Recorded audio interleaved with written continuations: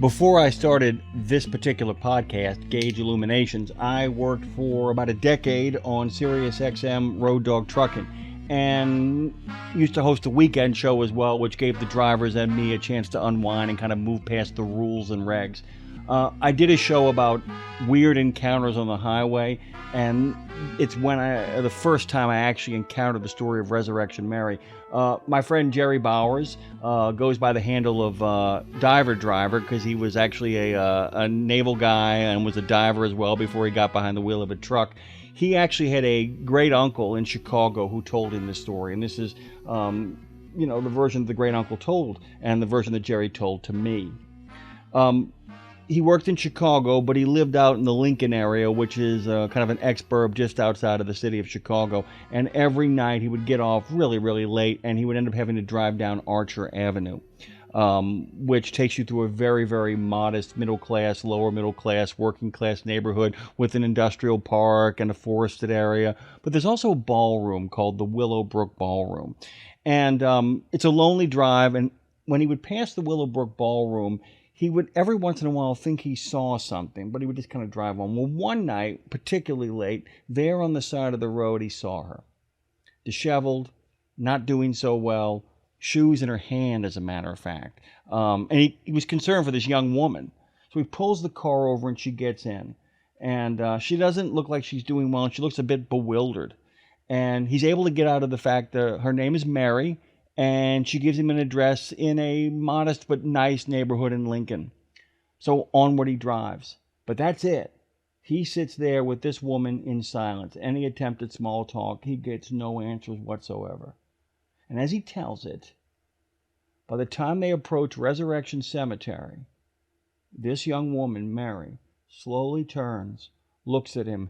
Her mouth opens wide in a gaping scream of silence. And she's gone.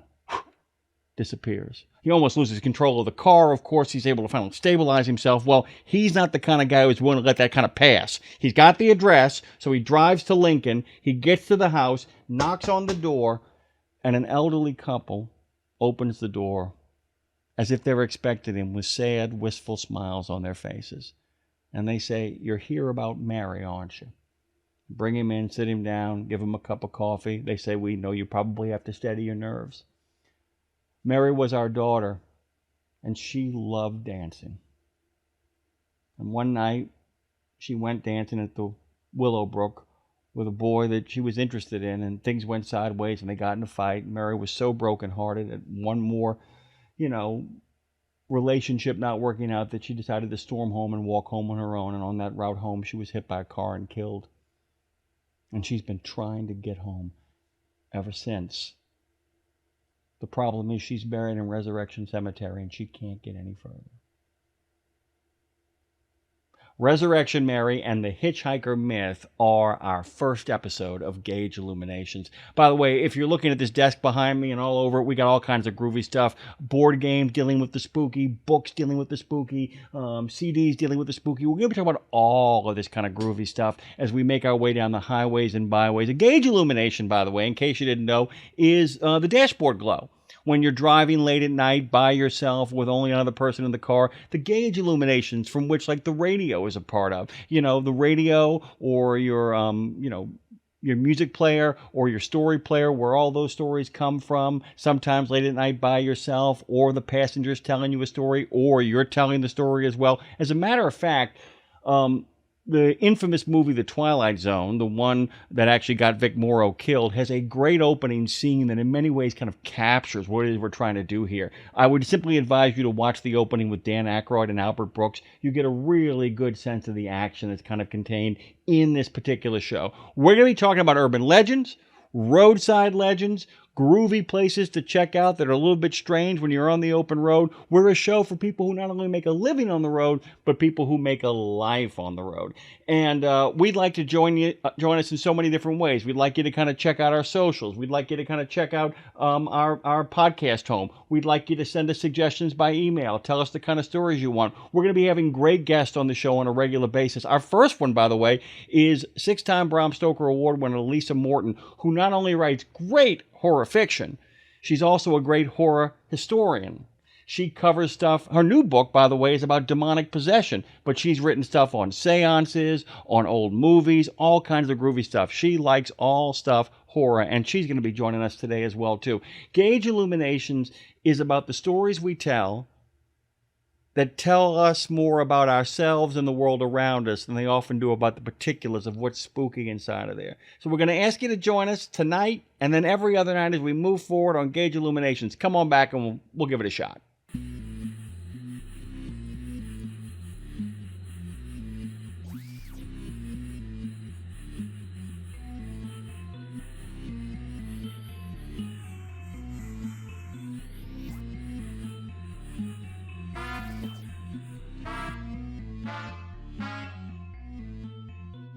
I got a great book recommendation for you. It's called A Natural History of Empty Lots by Christopher Brown.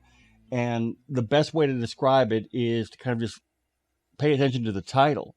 I mean, it really is kind of the geography of what makes an empty lot empty. You know, there's been a big obsession these days with liminal spaces, which, by the way, can we have a conversation about that really quickly? And a number of people have finally begun to kind of mention this. What people think of as a liminal space isn't actually a liminal space. A liminal space is a space in which transition occurs, in which something becomes. A Catholic church during a wedding is a liminal space. You know, a sweat lodge that somebody enters with Native Americans is a liminal space. You enter as one thing, you move through it, you become something else. What people are really talking about when they talk about these days liminal spaces, what they really mean are spaces that can be used for liminality and yet are empty of any liminal possibility, which means it's a giant empty space in which terrible things might come to inhabit it.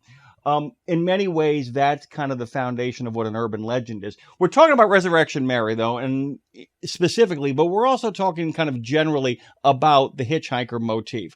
Let me kind of talk about Resurrection Mary in regards to its geography and it's the reality of that geography. You heard me mention the fact that you kind of have to leave Chicago, head to Archer Avenue, go past the Willowbrook, go past the cemetery, go to Lincoln. That neighborhood, by the way, you could make the case that a lot of people would call it a liminal space. The reality of it is, though, it's perfect for an urban legend in that one of the most important things we're going to be talking about here on Gauge Illuminations, we'll always do it. No matter what urban legend we talk about, we're going to kind of construct the space in which that urban legend exists. You got to make sure that a couple of things are in place, all right? Let's talk about the hitchhiker motif really quickly here in regards to Resurrection Mary. The way a hitchhiker motif kind of begins is you've either made the wrong turn, you try to take a shortcut, or you enter into what I call the always unnoticed is kind of a good way to kind of think about it. It's something that you drive by on a regular basis and never really pay attention to that only becomes apparent during the hitchhiker moment. The idea is you've gone someplace you should not have gone, or you've gone someplace where you go all the time and your failure to kind of pay attention to your surroundings gets you in the middle of this thing. That last one is really where Resurrection Mary takes place. So it can't be in a city. It can happen inside of the city. It's not the perfect place for it. Seeing somebody on the side of the road of the city, nobody's picking anybody like that up. Think about that. You're not going to pick up anybody on the side of the road, even if it looks like a damsel in distress, because your first thought in your brain is, I'm in the city, I'm being set up. So it's got to be some place where it makes sense to see the person, but you also understand that they're kind of in trouble. So this route is perfect because it's not Chicago. It's the burbs of Chicago. So what you get is you leave the city and you hit Archer Avenue. Archer Avenue takes you by that Willowbrook Ballroom, which, by the way, is a perfect detail in the story. Having the Willowbrook Ballroom there isn't just great because it grounds Mary at the dance long time ago, but there is what they call anempathetic music implications to it. Anempathetic music is when you play music that kind of cuts counter to what the scene energies are. Stanley Kubrick, the filmmaker, was a master at it. So you know the famous song Midnight, Me and You, I think that's what it's called. The film that ends The Shining with the picture of Jack Nicholson at the party as if he's always been there. It's when you have a piece of music that's really creepy. Simply putting that ballroom there immediately alerts most people in the story to understanding that there's creepy kind of faded music, like the guy who is the caretaker does music where he takes 78 records that are scratchy and makes them really kind of creepy. So the Willowbrook there is important, and Archer Avenue and the neighborhood it rolls through is important too, because it really in many ways has a lot of the elements of what you find in an empty lot. It's lower middle class and working class. The neighborhood isn't dangerous, so to speak, but it is a little bit lonely, meaning when the sun goes down, the lights go off. Also, it's got industrial parks inside of it, which means there are factories there. So you got the factories, you got the middle class, lower middle class, working class neighborhood, and of course, most importantly, 220,000 graves. Resurrection Cemetery. All of those, when added together, an old ballroom for dancing, lower middle class, lights out when it gets dark around there, and there's also forestry property. All of that becomes a perfect space in which to create an urban legend. Like I said, you can't do it in the city, and it really doesn't work in the country either, because if you see some girl in a dress staggering along the side of the road in the middle of nowhere, you ain't stopping. It's going to give you too much of the creeps. You got to be out of your mind. The only people that pick up girls on the side of the road who are in dresses are really tough guys behind the wheel of 18 wheels, or people who have, sirens and lights on their cars. It's perfectly positioned to actually make sense of picking up that woman. So that's really kind of important when you tell the urban legend, that you make sure that you get those little details right so that the listener doesn't turn into a depositional attorney. The last thing you want is when you're telling an urban legend, this is kind of important in regards to the overall project of Gage Illuminations. It's understanding that there are certain rules to telling this story, and you've got to make sure you get those details right, because if you don't, people are going to start asking questions and the story is going to unravel really quickly. I mean, for instance, if you say that your car was hit in the windshield by the Mothman, the questions are going to come fast and furious. First of all, because you're saying your windshield was hit by the Mothman. So it's like, wait a minute. Did you get in a wreck? Did you have to pull over? I mean, did you actually file an insurance claim? Did the police show up? Was there a forensic report? And by the way, what the hell were you doing in West Virginia if you're not from West Virginia? That's another crucial thing about an urban legend. If you're going to tell an urban legend, you need to make sure, if it's not in the area that you're from, and the people that you're telling to are from, that you create enough distance between you and the story itself. Even if the story is happening within 20 or 30 miles of you, which most urban legends, when you tell them, that's how you should kind of tell them, by the way. You should really make sure that you focus in on stuff that's around the people, because you're almost daring them to kind of head out there and go do it, or at least allowing them to kind of stop paying attention to the inconsistencies of your story and begin to think about, well, that's only 23 minutes away by drive. That's only 15 minutes away by drive. We could do that tonight. You want them thinking like that, because you don't want them picking up on too many details, because too many details lead to inconsistencies. But you want to make sure that you lock down certain details so that people buy it. The geography of Resurrection Mary is perfect, because it takes place in exactly the sort of place where you would encounter Mary, and sets up a situation that you might actually pull over.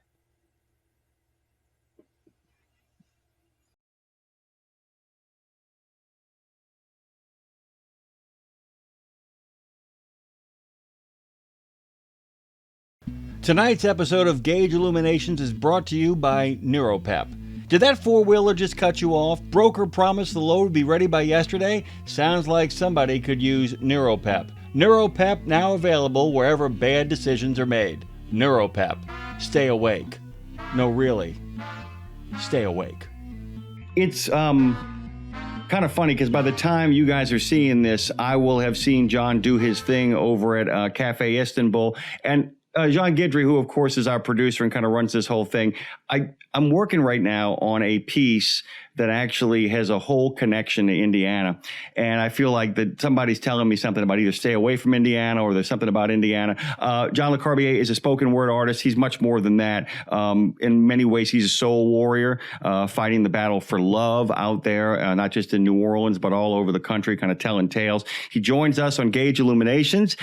Hey, John, you just got back from Gary, Indiana, right? And you're going to be at Cafe Istanbul. And I wanted you to kind of tell our audiences, before we kind of dive in to everything else in the spirit world, I wanted you to kind of frame what it is you do, what you did in Gary, and what you're going to be doing next week. All right. So, and hi. What's happening? How you doing? Good to see you. Likewise.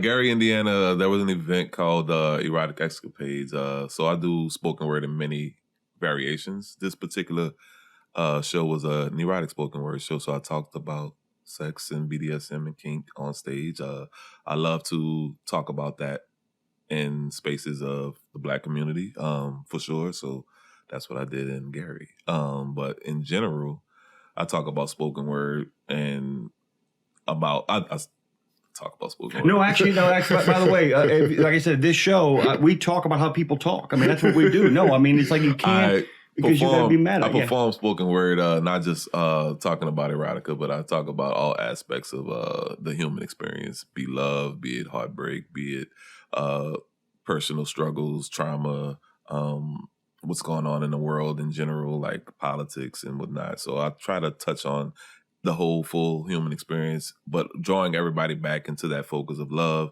self-love, loving others, loving your friends, loving everything as a whole, loving your enemies, loving the things you don't like, because ultimately it'll lead you back to peace and, a sense of understanding. You've been doing this 20 years, but as we talked about before we interviewed, you've been doing it all your life. Yeah. Talk to me about the moment when, I'll call it when the spirit grabbed you, the moment when you realized, you know what, this makes me happy. This is what I want to be. Wow. That had to be shortly after Katrina. Before that, I was just writing because I enjoyed it. It was a hobby. It was cool. It got me attention at times. And then once Katrina happened and I started performing on stage and someone came up to me and said something I said helped them get through an experience they were having. That's when the spirit grabbed me and said, oh, I'm doing this for a purpose because what I'm saying actually help somebody. And it made me want, that was the first time somebody said something I said helped them. Before, people was like, oh, I love what you said. That was cool. I like your wordplay, blah, blah, blah, blah. But somebody said I actually helped them. And I was a young kid at the time. I was like, maybe just turned 21, 22. And so having somebody come up to me and telling me that really made me want to do it even more and wanted to share on stage more. Well, share, I think, is the big word, too. There's a connection we make with the audience. And I think what separates what I call narcissistic psychopaths from performers, from people who enjoy entertaining, is the idea that you make a connection with the audience. And when you see that a gift that you have has been given to them and kind of given them that push, it makes a big difference. There's a really nice connection here because, the whole show today has been talking about Resurrection Mary, the infamous Chicago hitchhiker who, gets picked up and then disappears in front of Resurrection Cemetery. It's all based around heartbreak because she goes to the Willowbrook dance with a boyfriend that she thinks is going to be special, and he hurts her feelings and makes her feel small, and she storms out. And when she's hit by that car on the side of the road, she's heartbroken before it even happens to her. And I was kind of wondering in regards to you're a believer. You're a believer in the spirits are out there, the ghosts are out there. If you believe that, how much of this, that ghosts are here because of unresolved issues in regards to the heart? Is it, where does that belief in your spiritual belief, where does that come from? When I think about matters of the heart, I often think that spirit lives within the lives that they touched while they were here. And so if you think about that, like if I think about my grandmother, my great-great-great-great-grandmother's heartbreak, she was heartbroken. And I think about all of the women that's attached to her. They married or loved men that were similar to my grandfather. And so if you think about that energy, I feel like it often carries and lives within us. It like never really dies. And so I feel like ultimately it's never really resolved until the last piece of you dies off earth. It's funny because you hit the nail on the head with the Resurrection Mary story because we've done this a couple of times already this evening, but one of the really cool things about that entire story is that it always ends at her parents' house. That she gives the address to the driver. They drive past Resurrection Cemetery. She disappears. Most of the drivers, because she wasn't a vengeful or evil spirit, they have this address. They drive out there, and it's this elderly couple who are like, sit down. We've got something to tell you. And that heart connection is what plays through that story. Because there are all kinds of different ghost stories that we tell. It seems that the ones that you're focused on, not ghost stories, but the stories you're focused on are about the heart, about that connection. Can you give me a sense outside of what you talked about in Gary, because that's a very specific niche thing, which is great. But can you talk about that, about how the connection of the heart plays for you as a performer and how it actually helps you pick the content you want to talk about? Which means talk about any of the stories you love to tell and kind of play through it. I think about mostly my personal relationships with love in general. There's a particular piece that I've been sharing lately. I talk about how I watched how my dad loved my mom. Not to say that my dad was the worst lover in the world, but there was just certain things about the way my dad loved my mom at the time because of what he was going through. I didn't often recognize the way he loved her. So because of that, it shaped how I wanted to love a woman. And I grew up like always into girls and like, cause I wasn't a gangster. I wasn't in the streets so much. So I like books. I like Lego blocks, and I like the young ladies. And so that's not a bad combination for life, by the way. It's like, I mean, imagine you've had a bunch of grammars going. I can't forget about nature. No, but that's fantastic. And I want you guys to be in the books and the Legos and the ladies. It's okay. And so I was already thinking about from an early age, like how I would like love the person like that I would be with. And so I grew up, but me not recognizing like being in the real world and not knowing the complexities of what my dad was going through, what my mom was going through, just knowing the complexities of a relationship with a person in general. I thought once I got into a relationship, I would be this perfect lover.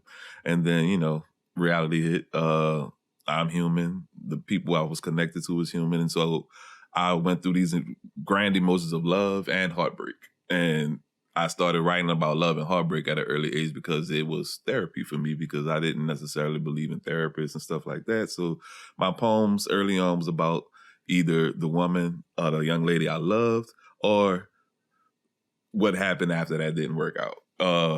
And I talked about those things, and then I would always end up talking about what's going on in the world too, because that was things I'm passionate about. And I work with young people as well. So I'm passionate about my the youth here in New Orleans. Well, you know, it really is, I guess in many ways, we're talking about hauntology is what we're talking about. The idea that even when alive, there are people that haunt us in our life. And the idea that it's like, I am going to love my way and unlike this way. But let me ask you a tough question. So in choosing not to love like your father, did you realize that in some ways your father was making a choice for you? Because by choosing to not emulate that methodology of love, that approach to love, that the haunting becomes a matter of you. Did you feel like ultimately at the time you were making a choice or you were making an oppositional choice? You follow the difference here? Yeah, for sure. At that early age, yeah, it was for sure an oppositional choice. It was like me, like trying my best not to learn from him. Like I don't want to be like you. Could you actually? And is he still with us? He is not. Katrina took him. I am so sorry. I am so sorry. My dad is 83 and continues to haunt me. He's around, but I'm wondering if you see him when you're dealing with, and not now, it seems like you've worked to a place now, but when you were dealing with love and relationships, was he there in the sense that did he haunt you in regards to making choices? So I didn't get a girlfriend until after he was already dead. My first relationship that I committed to, should I say, was after Katrina. I was 21. And ironically enough, the young lady's birthday was close to my dad's birthday. And so I saw him often when I got angry. It was when I got angry, I would see him, and because the way he would use his words to, because he wasn't physically abusive or anything like that, but he would use words to make a person feel small or, you know, control the situation. Often in my first relationship, I wasn't necessarily trying to make the person feel small because they were small, but when I felt hurt or when I felt the need to defend myself, I knew how to use my words to defend myself. So I'm going to try to make a distinction here because, like I said, that's the ghost of your father, but in the sense that it's like, I see what you were trying to do. I understand what you were trying to do. You were doing it in a way that was hurtful, not you, him. Were you actually trying to explore the possibility of saying, okay, I get what you're trying to do. Here's the better way to do it? That didn't come until, man, that didn't come until after I got married. That I said that because I didn't have a relationship with him until after he died. The relationship I wanted with him until after he died, because I delved into the spirit world. I was gifted his ashes. I'm named after him.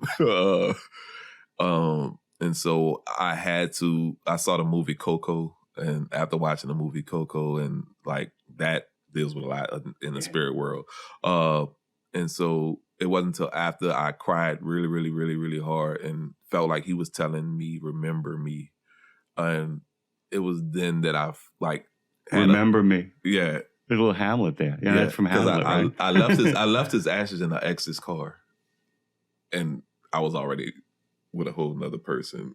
Well, the other really cool thing about it, you said, remember me. And the idea is that people really don't break down words. I know you do. It's like, think about what remember means. It means something has been dismembered. Yeah, for sure. You can't remember something unless it's been dismembered and broken into pieces. You are reassembling the thing. You're putting it back together. And so it becomes a matter of not just putting it back together, but putting your heart back together in a lot of ways and kind of resolving that too. And like I said, it goes, I hate to kind of keep returning to our topic, but the idea of that Resurrection Mary story, so many, I call it a linger story. That story is interesting that you said Chicago, because my dad's dad, he died in Chicago. I flew out of Chicago. It's like there's a lot of connections here. I feel like she might be here right now.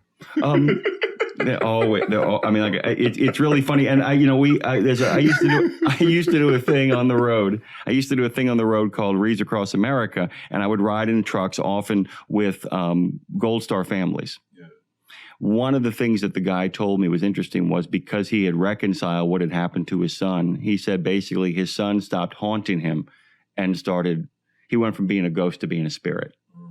That his son had become his companion rather than the thing that was always gnawing. And so that's kind of the other question too, for the road imagery, the idea, do you feel like now those whom either wounded you or were there for you have become more spirits rather than ghosts? For sure. Well, I do feel like that in more ways than one. I think about my name often. I'm named after...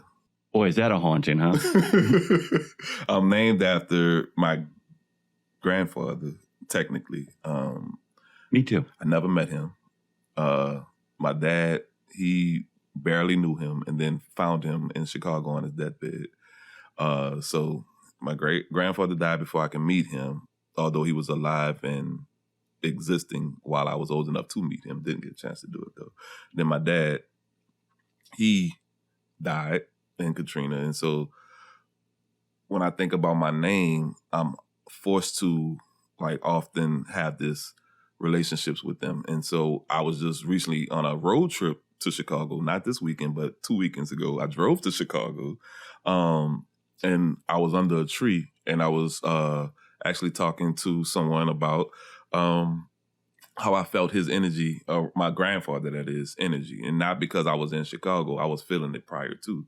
And so I haven't felt that before. I just felt like he was nobody to me, honestly, because I never met him. I was like, oh, another man that never did anything for me. Not that he was supposed to, but I'm named after him. So I'm the legacy of him, but I know nothing of him or what he did or why he even had that name, because that's a whole nother story. Well, I can tell you, the one thing he did do for you was he set a domino effect into motion. That old Bible thing, so-and-so begat so-and-so who begat so-and-so. There is that great cosmic breath of coming into existence. I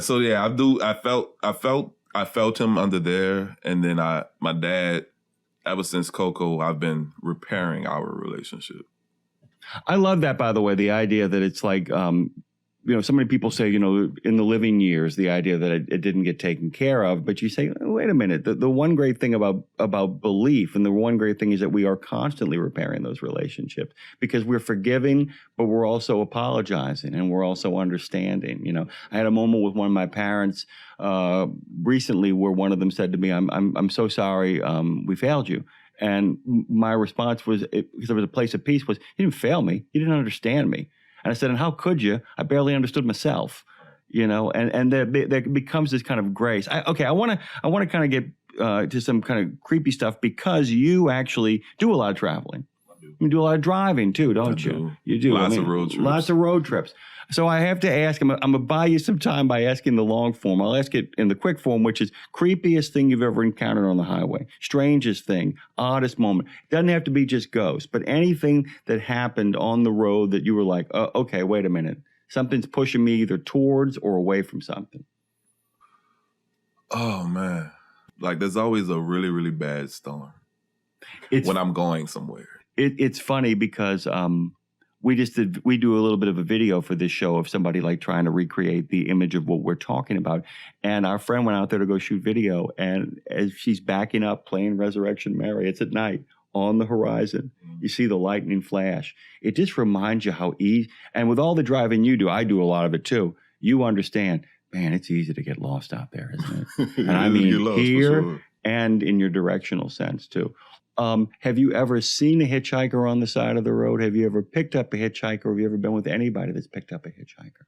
I've seen several hitchhikers on the road. I've never picked up a hitchhiker, but I thought about it a few times. I can be honest and say that. It's a tough call these days, knowing what we know. It's not, there's no, John Waters talked about it. He said, people that pick up hitchhikers, one of the first things they tell people is I never pick anybody up, but I was worried about who might get to you if I didn't. Is sometimes one of the things that comes up. It makes it a lot easier when the person looks vulnerable as opposed to, as a 6'5" guy on the side of the road carrying a military satchel, I got some tough choices to make right now. Yeah, for sure. And I don't know anybody that's ever picked up a hitchhiker either.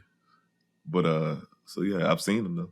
Yeah, it's really changed. I mean, it really has changed, and the idea that it's like nowadays. Just last night on my way home, I saw somebody sitting on the side of the bridge. I'm not sure what they were doing. And at 12 something at midnight. That wasn't creepy?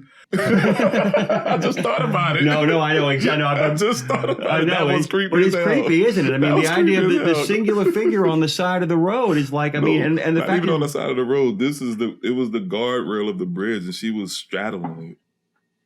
Like she could have fell to her death or fell onto a car. Isn't it funny to you? But you can almost. But I'm willing to put money on it that they probably didn't look like they were going to jump, did they? They just were there. She was just there. Just there, because there's always you get a sense when you.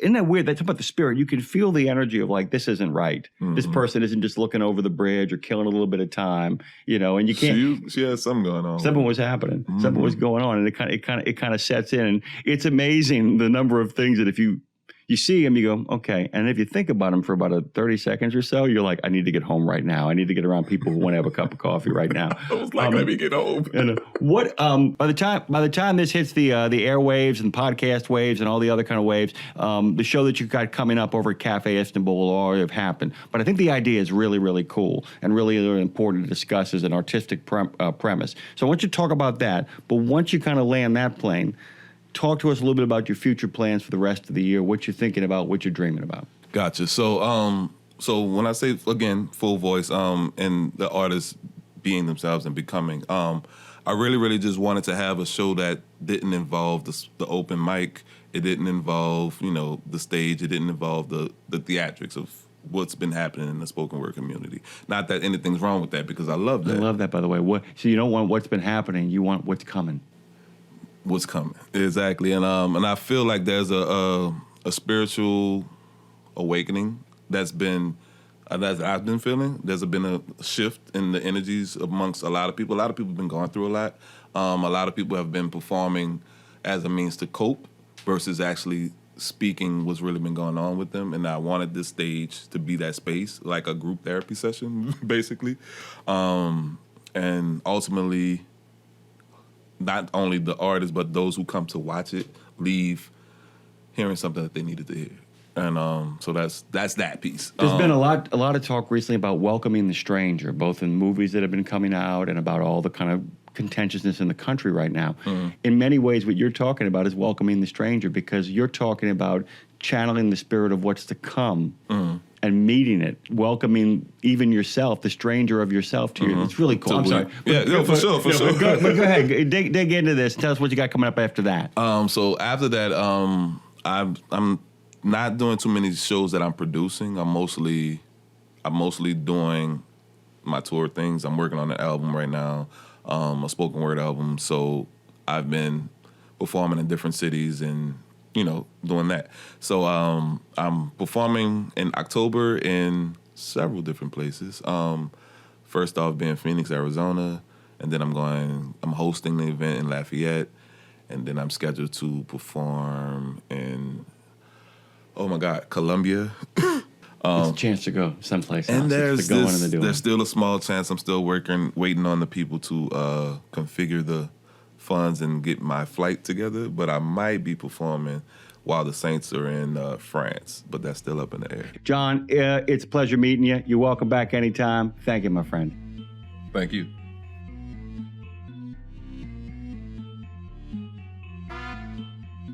So my producer, Jean Guidry, isn't always crazy about the fact when I read from things, but I'm going to do a little bit of reading from this because this is the weird news of the road, and I want to make sure I get this quote right. By the way, this comes from the Royal Canadian Mounted Police. In other words, we've got some strange news of the road from our friends in the Great White North. Irish, Scottish, or English descent with tourist visas to operate as itinerant contractors is really kind of the summation of this. So every year, as the summer begins, and we're just wrapping up the summer there in Canada, so maybe we'll get some more information about this for a later episode. But every year, the Canadian Mounted Police, with growing urgency, are issuing warnings to everybody across Western Canada about the arrival of men of Irish, Scottish, or English descent. And by the way, when I say Irish, I'm talking about Northern Ireland. I'm not talking about the Republic of Ireland. These guys come over because they're part of the Commonwealth. They come over on tourist visas and end up spending the entire summer in the country. Now, Jean Guidry was telling me actually that these travelers, as they're called, the travelers, and that's exactly, it's capitalized in the article, the travelers. These travelers actually are less about hitchhiking these days and also less about like being in the back of trucks. They've really kind of embraced train culture. Now that's happened down here in the States too with a lot of the, people call them gutter punks, but they're now called travelers, these people who kind of train hop. A lot of these folks will end up in Canada and then hop trains into the western portion of Canada where they'll kind of run this racket. And what they warn people about is they go door to door and they create high pressure campaigns. Here's the pitch. I just finished this job. We're done, but we got all this extra asphalt. I noticed that your driveway needs a little work. Because I've got the extra asphalt, I can give you the deal of a lifetime, but you got to pay in advance and you got to pay cash. So you can imagine immediately the warning that the RCMP, the Royal Canadian Mounted Police, are actually giving people. They're saying, okay, take it easy. There's a creepiness to this too, because the way the scam works is that you essentially either take the money and run, but that's a little bit tougher. Number two, you do a slipshod job, take the money and run, or you do a slipshod job and then put the weight on people and say, well, if you'd like us to fix it, you can pay us real money now. There is actually in the States something that is very close to that, and in some cases it's terribly legal, although there are people who are fighting it. If you're into trucking and you know anything about moving companies, there are moving companies that give people the deal of a lifetime. You pay up front in cash, and then and they make sure that there is no trail of paperwork. Then they arrive at your house with all of your stuff, and they refuse to take it out unless you pay them the other half of the money that you paid them in advance for. And a lot of people exhausted and tired. It's the same racket being run that way. So the RCMP has actually issued ways of kind of dealing with it. One of the big things that they're having to do over there in these provinces is actually make sure that all businesses and all contractors have a licensing division so people can actually ask the magic question. Sure, you're licensed, but even there they get you, because what they do is they learn who the licensed companies are, and they just assume by being able to drop the name of a familiar name you see around town will actually allow them to do it. The other big thing they do is they connect themselves with local government agencies who don't get out into those regions in the hopes that they'll trap you. So they say, check the licensing, don't pay in cash, and it's always good for them never to come back and say, oh, of course, let me check with my wife, let me check with my husband, let me check with my son. If you buy yourself time, it's not worth their time to keep pushing the issue. They only push the issue once they've wrecked your house. We'll talk about the Travels a little bit more over the course of this show, but for now, look out for them. That's your news of the weird on Gage Illuminations. Tonight's episode of Gage Illuminations is brought to you by NeuroPep. Long day, long haul, long line at the receiver? Grab a NeuroPep. Enough caffeine to wake up your body and enough proprietary ingredients to wake up, well, let's just say you'll notice things. NeuroPep, because sleepy drivers miss opportunities. Do not consume NeuroPep with other Red Hook Lab products unless instructed by an authorized representative or a recurring dream. Jesus Christ. It's the first episode of Gage Illuminations, and we want to get you guys involved as soon as possible. So we want you to head over to Instagram, Gage Illuminations. You'll see a whole bunch of content over there. I want you to go on over to Substack. There's an entire website dedicated to Gage Illuminations. And you can find me at Snake Pontchartrain on TikTok. We'd love your comments anywhere. Here's the question we might want you to answer after watching this episode. Have you ever hitchhiked? Have you ever picked up a hitchhiker? There are a lot of stories out there. One of the great things about this particular urban legend is that it's grounded in a lot of people's personal anecdotes. A lot of people have picked up a hitchhiker, and a lot of people have gone hitchhiking, even to this very day, including famous, well, the absolute king of sleaze, although as a human being he's terrific, John Waters, who in 2012, at the age of 66, decided that he was going to go about the business of Vanity Fair's.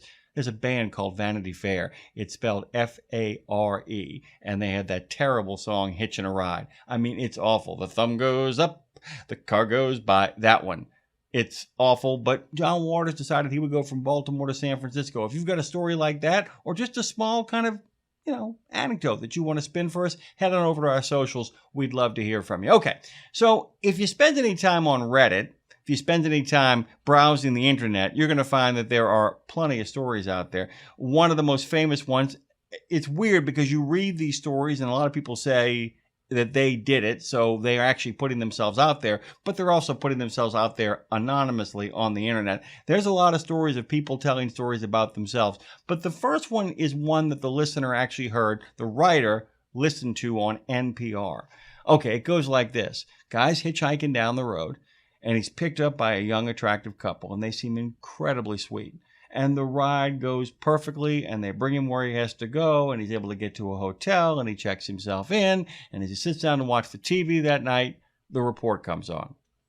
They show two pictures of the same two people that picked him up who have literally been robbing and killing people up and down the highway, either hitchhikers or people they meet at motels.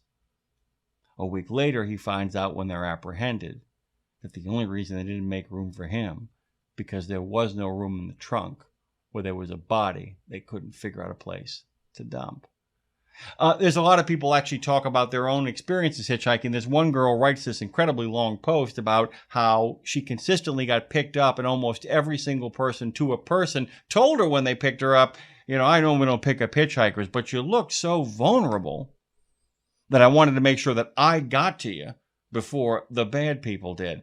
And tells this really fun story about this guy that picks her up on the side of the road. He's really, really kind and really, really sweet. And he says, I can only take you halfway there. I'm going home. But even getting you that far will get you out of this kind of lonely place and get you back into a suburban neighborhood. Well, he drives up into his home. He pulls into the driveway. She jumps out the car, goes and knocks on the door, and the door opens, and it's a friend of hers from high school. She'd recognized this guy as somebody's dad. He'd just never seen her before.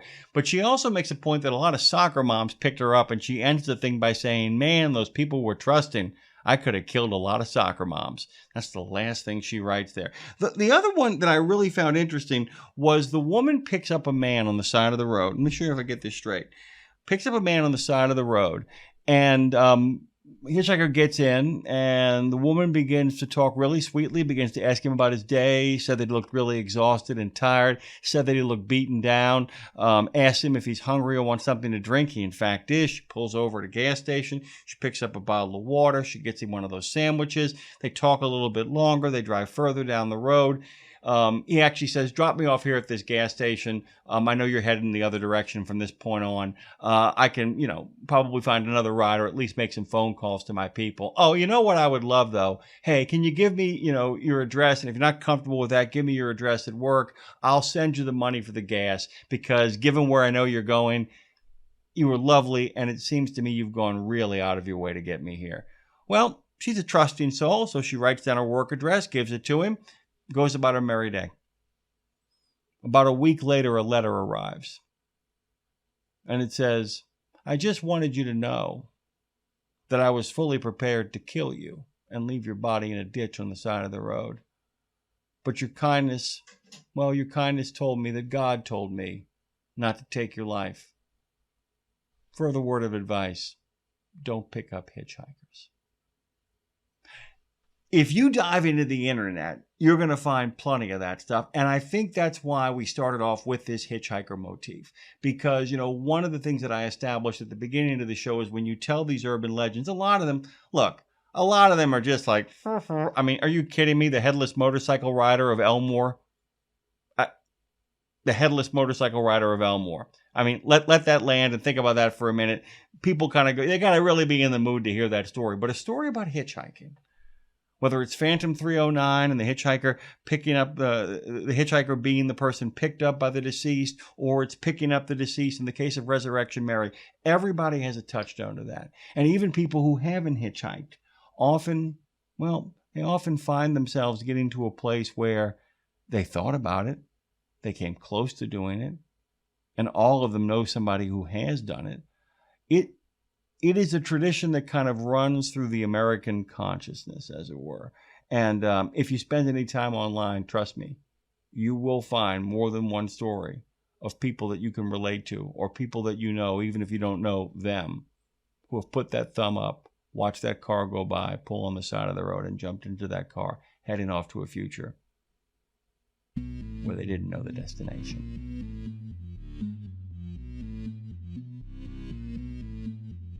It probably deserves its own show, but it fits in nicely enough with what we're talking about, and it actually fits in with the second news story of the show. That the killer in the backseat urban legend is kind of perfect in regards to kind of the rhythm and landscape of the hitchhiker myth, the Resurrection Mary myth. By the way, it is done spectacularly. Killer in the Backseat. In 1999, Jamie Banks' film, terrible movie, urban legend. But the first 15 minutes of it, gangbusters. I'll tell the basic premise of The Killer in the Backseat by explaining the opening scene. The opening scene also benefits. It's well shot, it's well lit, it's really creepy. But it really benefits from having Brad Dourif in a crucial role as the gas station attendant. You know Brad Dourif, of course, most famously, most honorably, he won the Academy Award for playing Billy Bibbit in One Flew Over the Cuckoo's Nest. He plays Grima Wormtongue, Late is the Hour, in Lord of the Rings. But he's the voice of Chucky. And he's really, as he's gotten older, and also, by the way, he is the serial killer in Exorcist 3. Perfect casting for what's going to happen here. This woman, Natalie, rolls into this gas station, needs to get a little gas, get herself further down the road.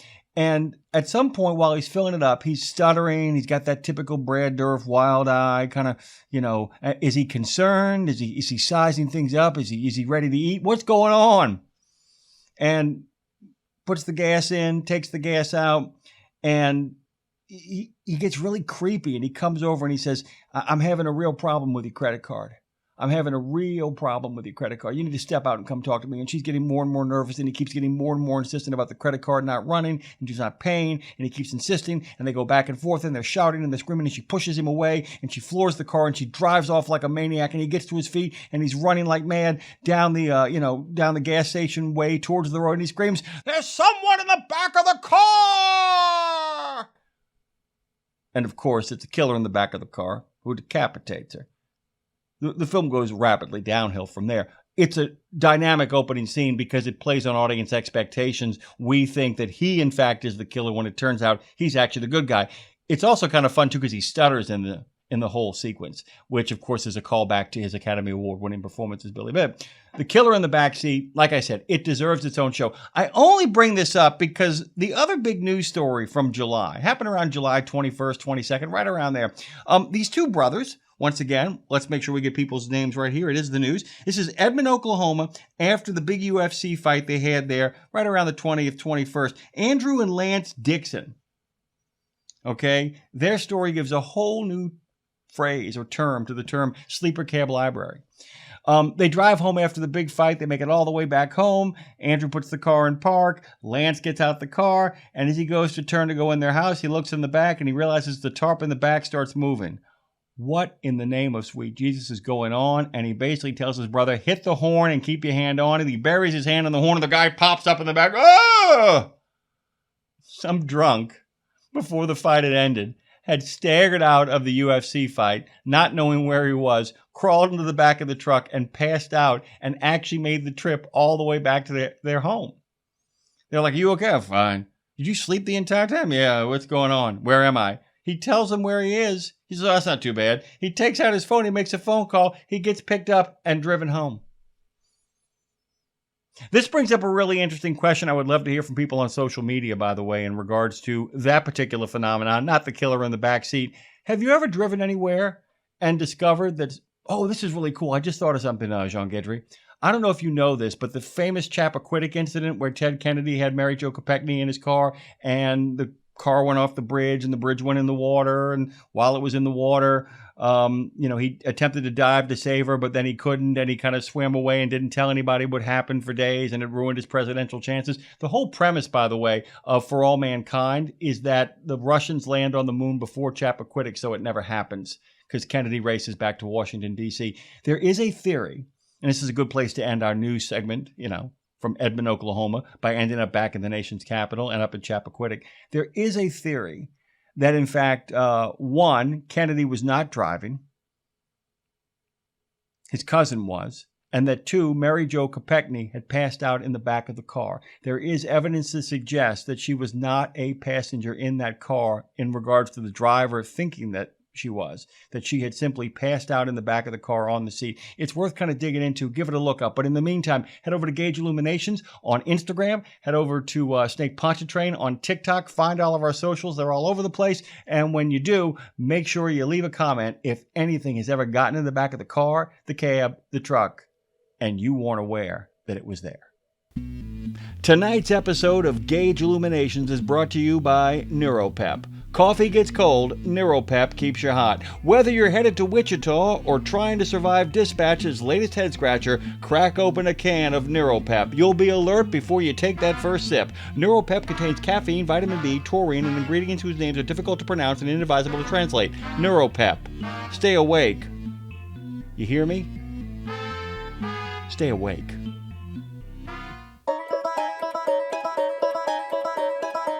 Well, butter them biscuits and call me punctual. It's time once again for Darlin' Daisy Dynamo's Highway Horoscope, where the stars are always talking, and this girl just happens to blah.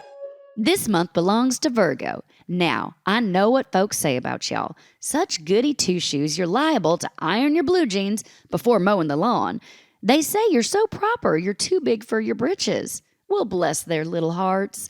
Daisy ain't buying. Far as I'm concerned, y'all just fine, upstanding Southern folks raised with enough sense to wipe your boots before coming in the house and enough manners not to ask an interdimensional traveler why it's still hanging around. That's not uppity, that's just good people. So don't let that down-home wisdom wander off this month. Mercury's been backing up like traffic outside Atlanta, and them heavens are full of detours.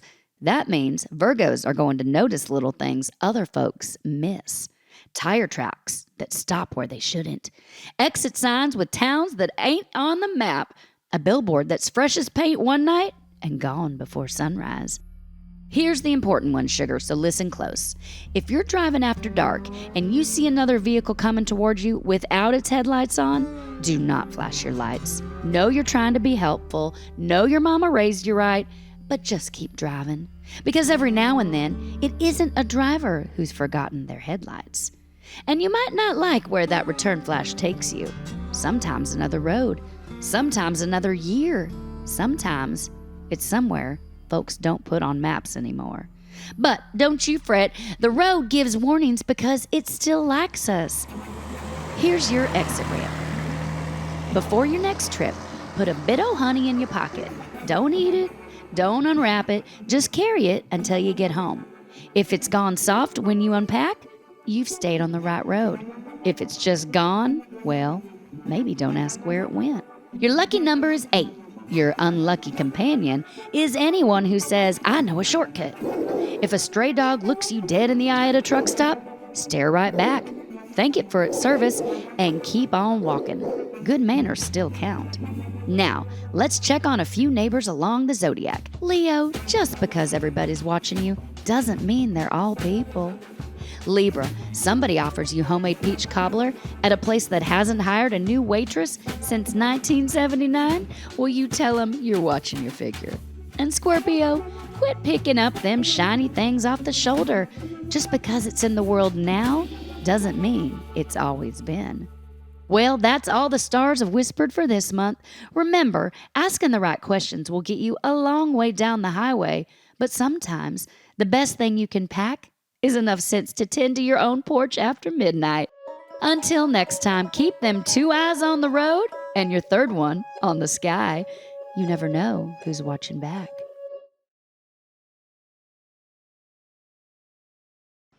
I'm really thrilled about our first guest, by the way. Lisa Morton, in case you guys don't know, has won numerous awards. I'm not sure. She'll correct me. It's either a 6 or a 7-time Bram Stoker Award winner. Screenwriter, author, nonfiction books. She's a prose writer whose work was once described by the American Library Association's Reader's Advisory Guide to Horror as consistently dark, unsettling, and frightening. By the way, it is a 6-time winner. I've got that now. I don't know if that's changed. Author of 4 novels, 150 short stories. And by the way, if you haven't checked out her Substack, where every day is Halloween, you're really missing something really joyful. One of the great things about Lisa is that, unlike a lot of writers in the field, she lives in all the areas of it. She is a first-rate historian and crack researcher who also knows how to tell a really, really wonderful and creepy tale. It's my pleasure to welcome the first guest to Gauge Illuminations, my friend, Lisa Morton. Good day to you. How are you doing? I'm doing great now. I just hope I can live up to that incredible introduction. We'll figure out a way through it. Okay, so let me kind of start off. First of all, we've been talking about Resurrection Mary, which of course is the infamous hitchhiker in the outskirts of Chicago who gets picked up, and before she can get home, the car passes Resurrection Cemetery. She disappears. The driver makes his way over to the address he was given. Elderly couple answers the door. Sad smiles on their faces. They sit him down, give him a cup of joe, and say, Mary was our daughter. Things went sideways during a dance. She tried to walk home. She died. She's been trying to get home ever since, but Resurrection Cemetery makes its way into the story, and she disappears at that point. It's not the only hitchhiker story, and it's one of the great classic urban legends of the road. When you are doing your sort of work that you do, and you're doing a book right now about demonic possession, but you've done work on seances, when you're trying to build around a story, an urban legend, a famous story, a spook event, or the cultural energy around it, how do you go about starting something like that? How do you put that kind of world together? I always like to start with the research in something like this. And quite often with the research, you will find something so incredible. If you really dig, you'll find something so amazing that you just are like, I have to write fiction about that. That's so amazing. I am thinking, for example, of a story I wrote a few years ago that was based on a Thailand version of the hitchhiking ghost called the Pontianak. And that's a really, really creepy variant about a female ghost, again, female, that shows up on the side of the road in certain areas of Thailand and Malaysia, I think it is. Always wearing a white flowing gown and very seductive, and always comes with a certain scent, this scent of this frangipani flower that's there in Thailand. And one of the creepiest things that I found about this story was that they said that the only way to stop this thing, because it would kill the men who were driving the car, was to drive a 9-inch spike in through the back of its neck. And I found the story both incredibly tragic that this female ghost would do all of this and then end up in this awful way, and of course extremely creepy. And I wrote a short story about one of these things that follows a man to the U.S.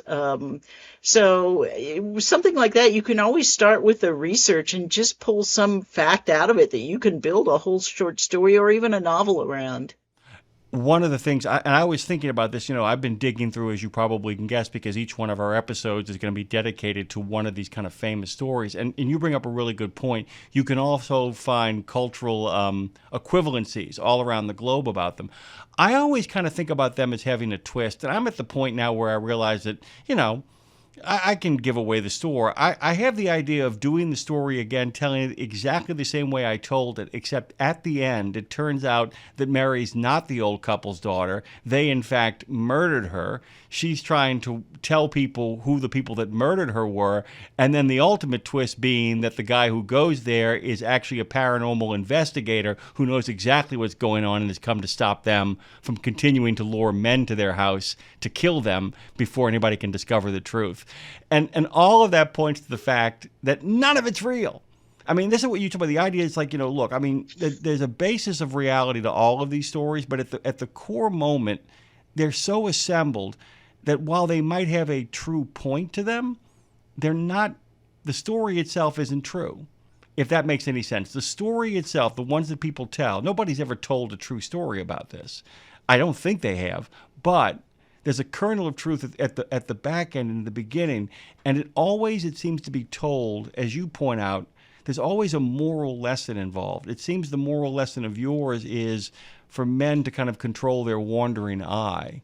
Whereas in the version of Resurrection Mary, it's to remind young women to make sure that you have the right chaperone, to obey the wishes of your parents, and that each one of these stories has kind of a connective tissue there. I kind of want to segue into the book you're working on right now, because certain kinds of hauntings, certain kinds of creepy moments always carry the cultural anxieties of their day. So tell folks what you're working on right now.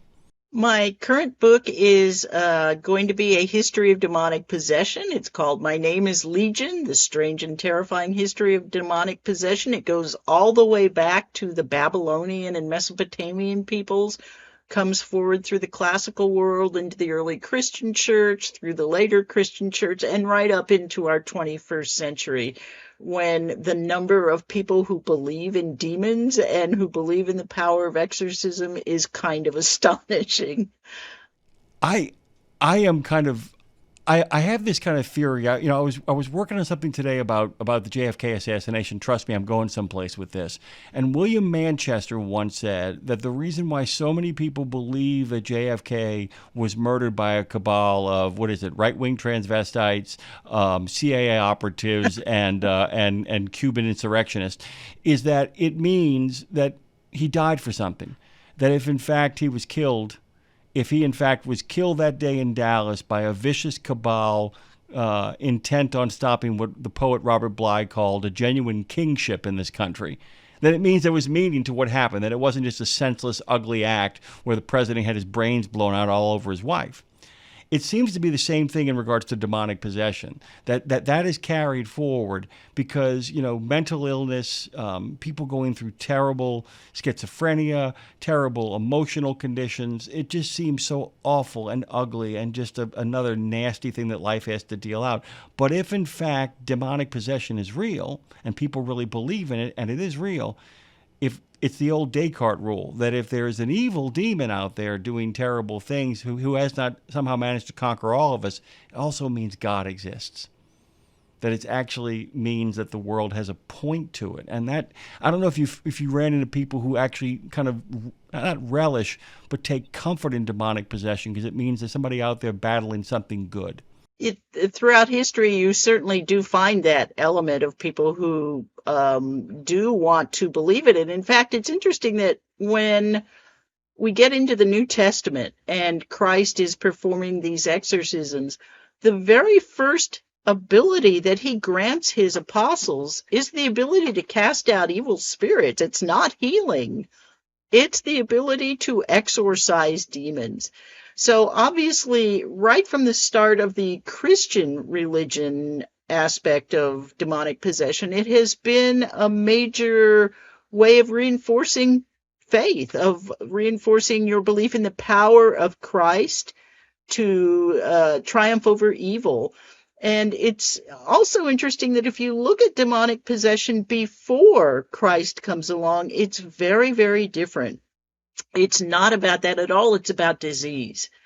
In the classical world, for the most part, demonic possession was considered a disease. It was something that was where a demon would inhabit your body and cause you to be sick. And for example, the Babylonians had a long list of hundreds of demons, and each demon caused a particular ailment. So if you had a headache, you would go to the priest and the exorcist, and you would say, I have a headache, and they would call on a very particular demon that they would try to exorcise out of you.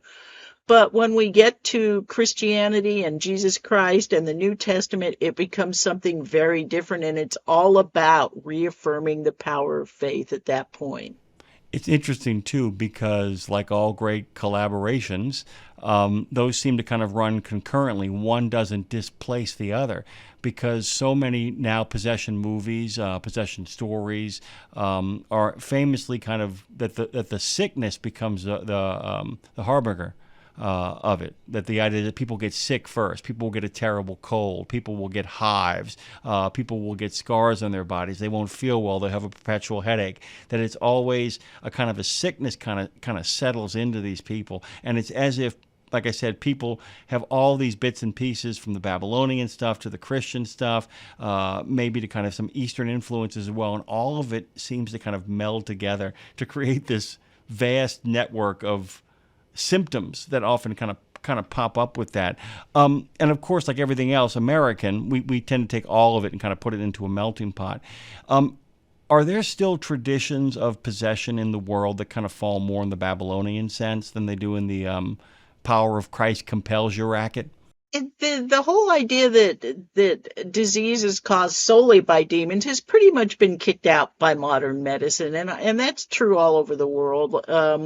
There are really no areas I know of where that is still practiced. There might be an area where they practice a sort of, as you're saying, a sort of melding of things, where maybe the first part of healing someone is to drive a demon out, but then typically modern medicine will take over. And at this point in the United States in particular, we just don't see that much at all.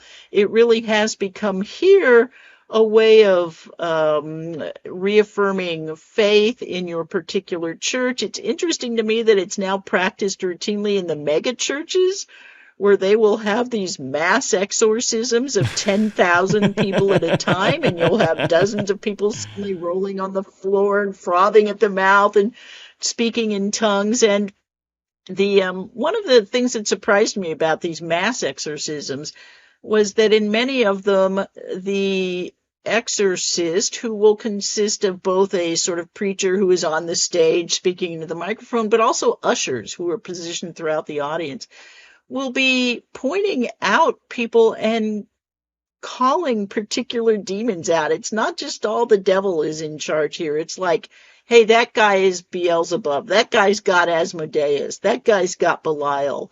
So I'm not sure what the point of that is, other than maybe to give it a kind of sense of authenticity, like maybe, all these people can't be possessed by the same guy at once, so there are different demons here in operation.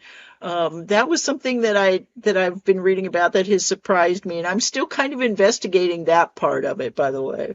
It's funny, too, because we were talking about urban, when we were kind of discussing urban legends at the top of the show, one of the things that I tell people, like, I don't know if you noticed this, but, when you tell the story of, like, I'll go Resurrection Mary, since it's very much on my mind, I always tell people, in order to kind of have this experience, you have to leave Chicago and make your way into the suburbs, and that takes you to Archer Avenue, into a very quiet, lower middle class working neighborhood. You pass the Willowbrook ballroom, and then you begin to make your way.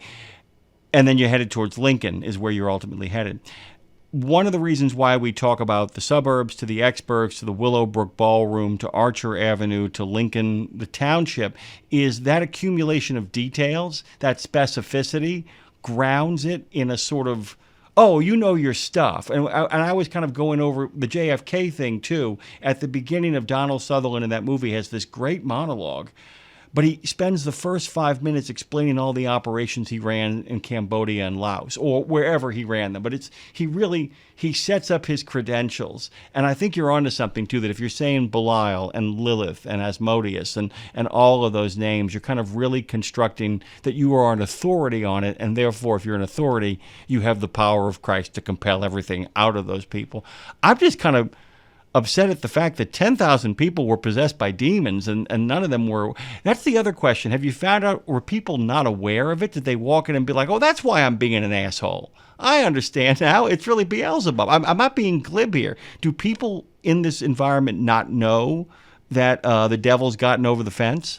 That's an interesting question, because in its strictest definition, demonic possession involves a complete surrendering of your will to another, to the demon. The demon takes you over, you disappear essentially beneath this dominant host, dominant personality possessing your body.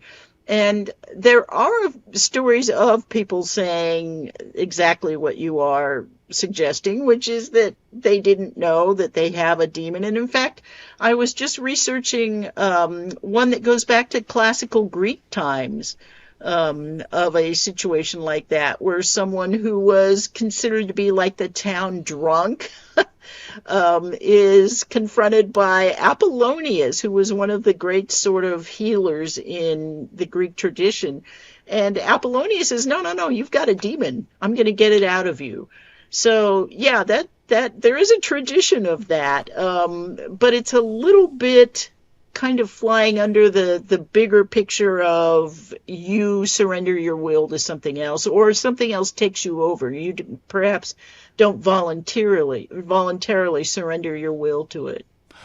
The reason I say that is because there's actually, like I said, there's a real life kind of analogy, in the sense that how many people do you know have like gone to a therapist and come back and said, oh my God, I got diagnosed as bipolar. Oh my God, I actually have been tested and I have ADHD, and they've got me on medication. I've been suffering for years and had no idea. I mean, there are people who, have mental conditions and, and emotional damage that's been done to them, who don't realize that they have slowly allowed those patterns and those repetitions to really toxify their life. And then they get the right therapist who gives them the right medication or gives them the right cognitive therapy. And suddenly it's the intellectual, secular human version of, good Lord, I'm saved. I was blind and now I can see. I mean, but there's a certain truth to that. The idea that, let me ask you another question too. In regards to the methodologies of exorcists, the methodologies of healers, the methodologies of these people, are there any of the tenets of what would become modern psychology or modern psychiatry that are lurking around in there? Are there more gentle approaches than just, demon be gone that you found? Yeah, it's interesting that you get a shift throughout the course of time in terms of how exorcism has been performed. I mean, originally it was a very complicated ritual. It would involve all kinds of magical invocations and items, and could take days. I mean, it was something that was very complicated. And then you get Christ coming along, and with Christ, it's just, I command you to leave. That's it. You're not making setting magical a high bar. objects. They're not wearing high bar. I mean, yeah, get out. Right. You're not wearing amulets.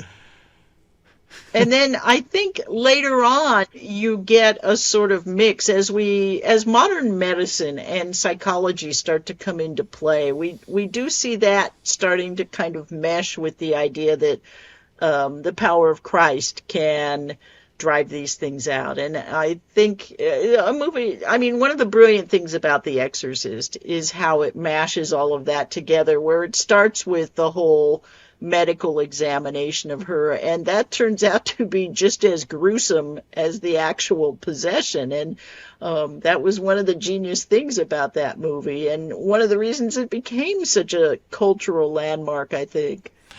It's interesting to me, too, that that film does something really brilliant. It has one priest who is an absolute Satan begone, a whole bunch of doctors who think it's a lot of hokum, and in the middle, you have a priest who is not only a priest, but he's also he's got an MD. He's a psychiatrist. I mean, Alex Karras is a psychiatrist, and he's kind of bridging that. And it's finally the doctors in the end who say, an exorcist actually wouldn't hurt. An exorcism might actually do the trick here, which is one of the great ironies of it, and that sometimes there are things, especially when it comes to the human mind in particular, that even the best and most highly qualified people can't pinpoint. And sometimes there are theories, psychiatric theories, that say you can say demon be gone. And sometimes that, particularly when it's a psychosis or something cognitive, you can actually snap the person back to something and bring them to a better place.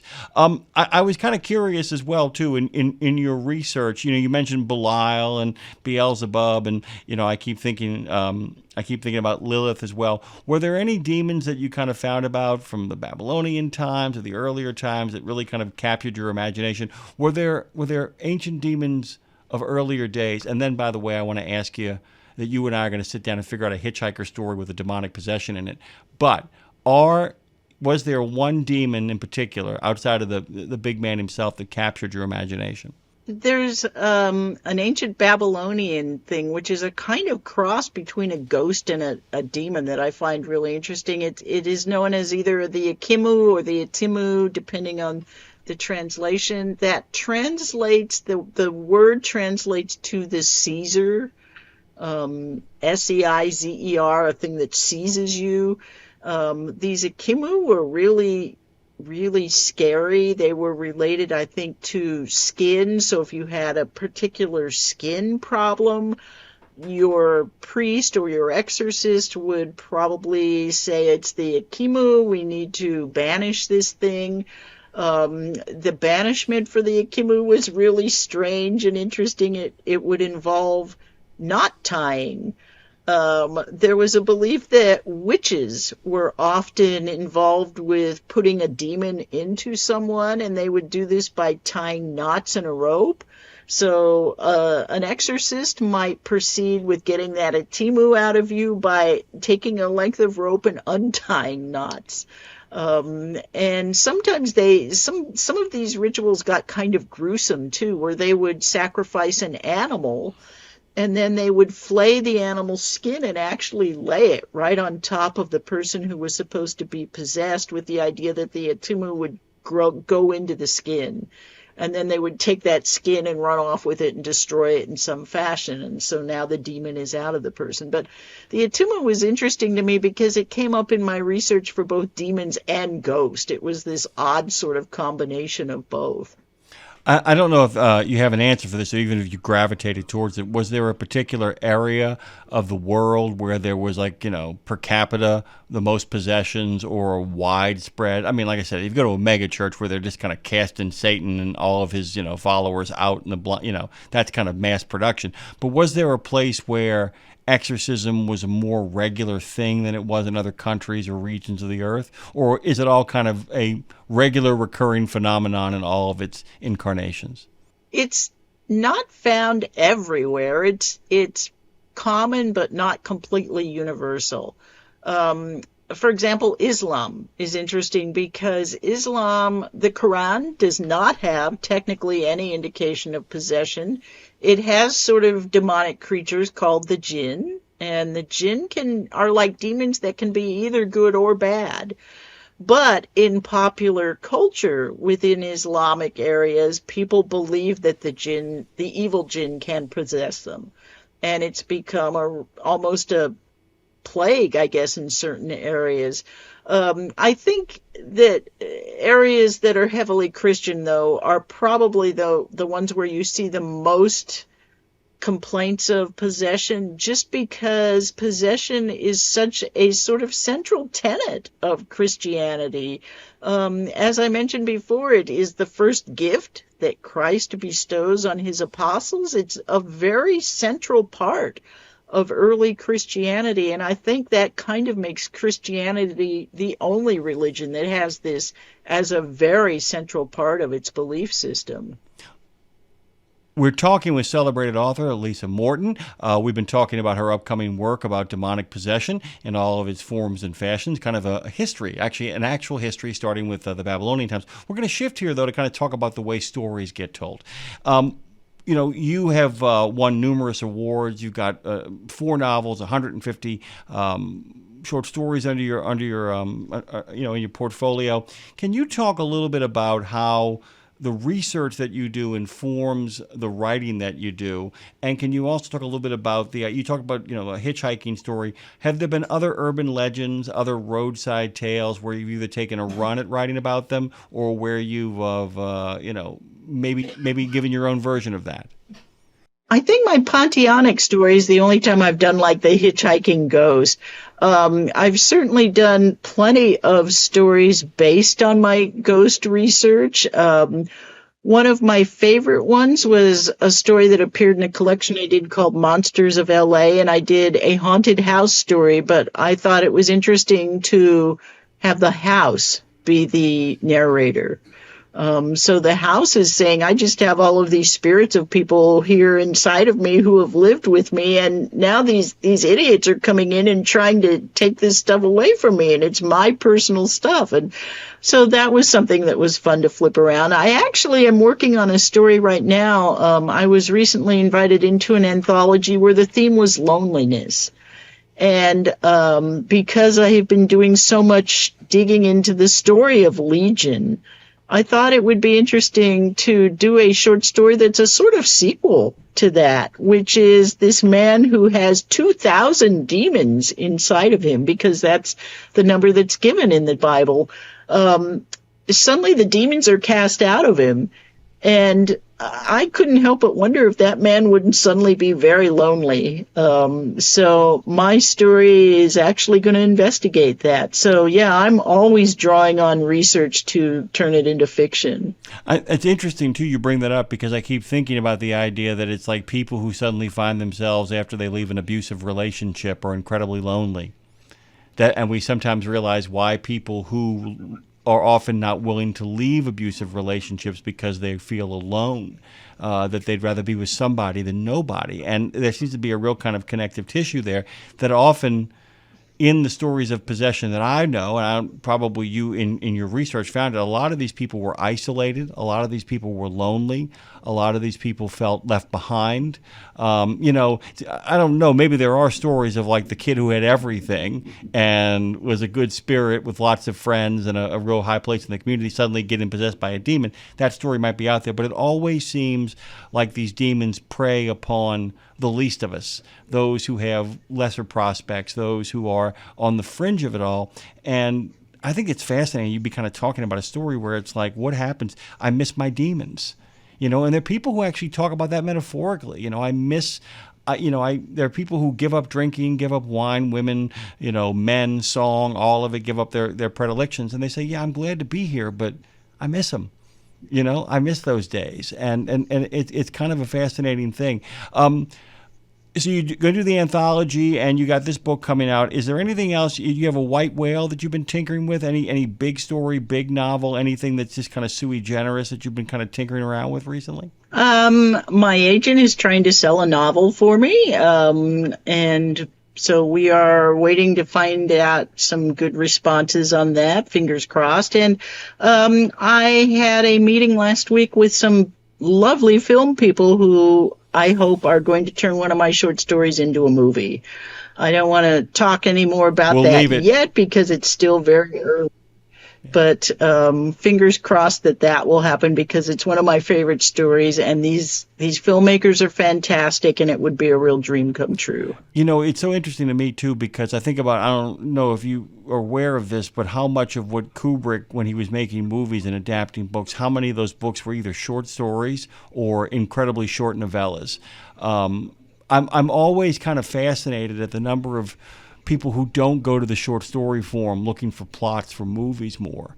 You know, they're trying to tackle these vast kind of elaborate novels sometimes. And I'm always kind of amused by it, being like, you know how much cutting work you have to do when you could just go find yourself a really great short, particularly with horror stories.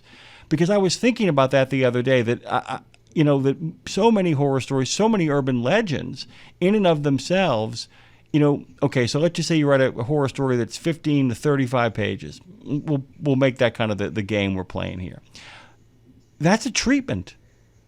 That's what a film treatment looks like. I mean, in case I'm wrong, I mean, you know this racket as well as anybody, but 15 to 35 pages of a clean, clear, well-told story is, in fact, almost the very definition of a treatment for a movie, unless I'm wrong, right? I mean, that's kind of solid, right? Yeah, no, I think you were right in the ballpark there.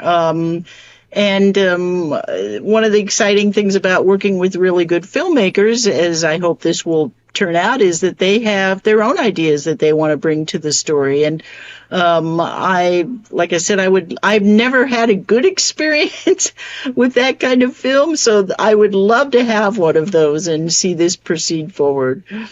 Lisa, it's always a pleasure talking to you. Love your company. We're going to have you on again at some point. Lots more urban legends to talk about. And you and I ought to sit down and kind of cook up an urban legend of our own and collaborate, turn it into a short story, turn it into a movie, and get happily ever after and really wealthy and all hang out together. It's great to see you, my friend. Yeah, you too. And I love that. Yeah, let's do something together.